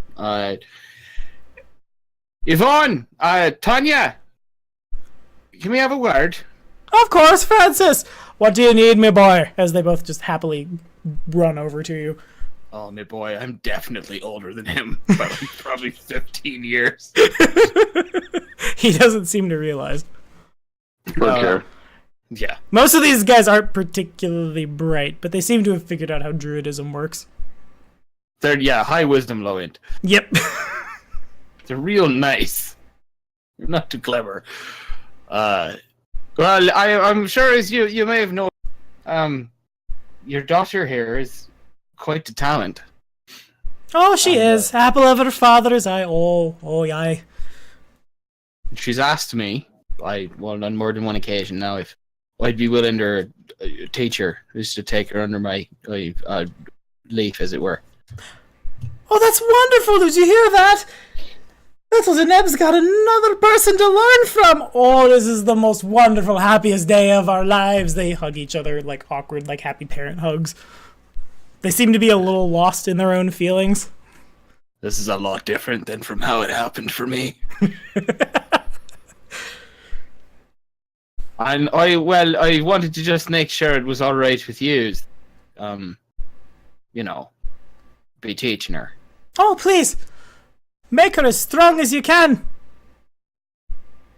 The man nods, too happy to speak. Both of these guys have, like, squirrels and baby raccoons and little, like, birds native to the Middle East are all, like, flocking around them as they're happy. They're probably casting, like, call tiny animal 1. I don't know my druid spells off the top of my head, but something like that, not realizing it, and these guys all just come running up to him. They are happy to join in the exultation. I will do that. This went much easier than I was afraid it was going to go. I guess that happens then. It does. So Deneb comes up to you and just, so am I going with you? I believe you are, my dear. Okay. And she, like, reaches up. She's not so young that she's like a toddler that needs help up, but that's kind of what she does in the direction of her oak leshy, and it just kind of in one big sweep of its branches picks her up, deposits her somewhere in the canopy, and it just kind of follows you. But all right then.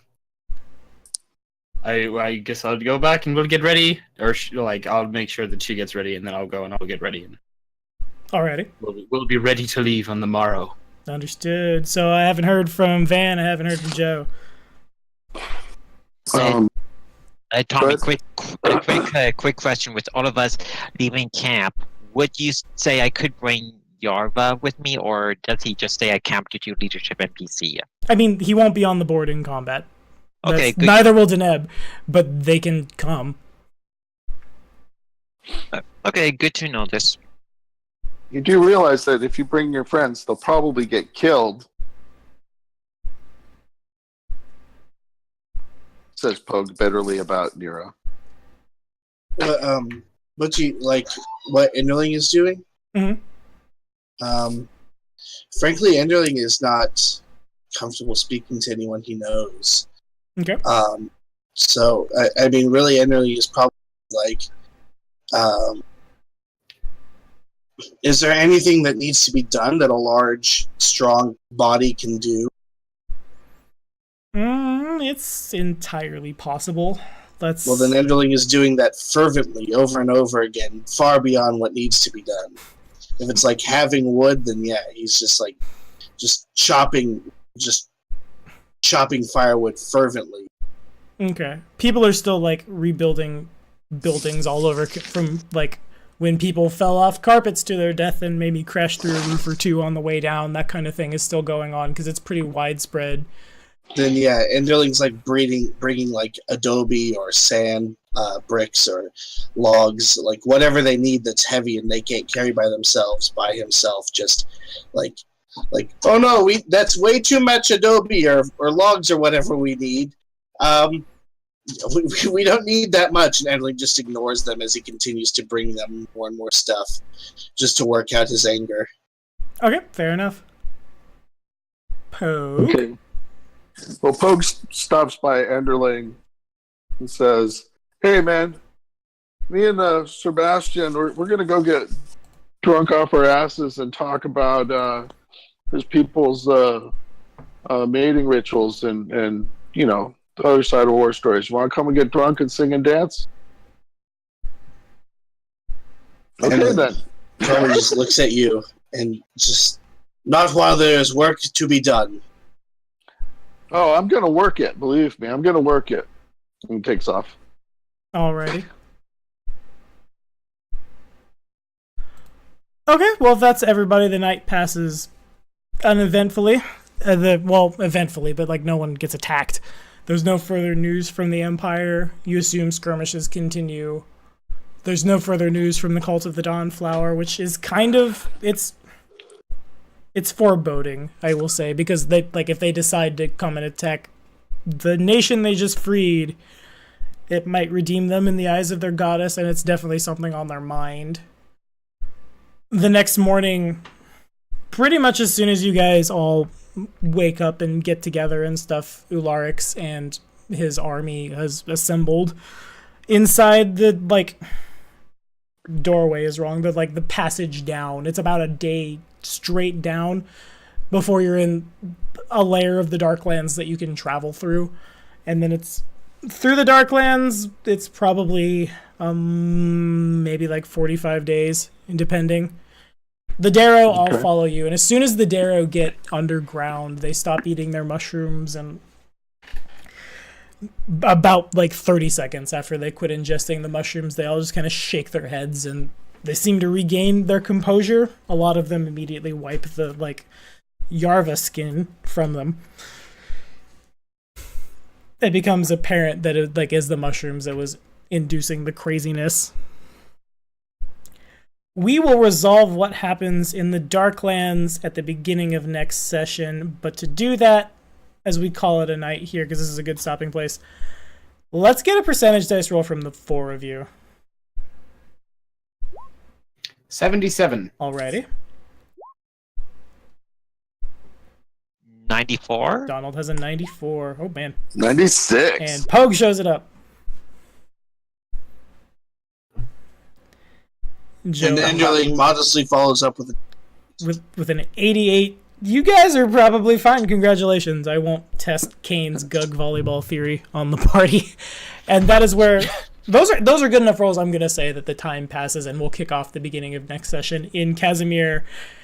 Congratulations, man. You got what you wanted. This is where we're going to call it tonight. As always, guys, be sure to like and subscribe for more videos. I didn't say it at the beginning, but we were joined today by Kane of the Inn of Planar Crossroads. Wonderful guys. Hello. We like to play Rune Lords together. Whoop, whoop. Come hang out over there. We've got 2 giveaways running live right now. More about those in the description. In the meantime, we'll see you next Sunday. Say bye, guys. Bye, guys. Bye. Bye.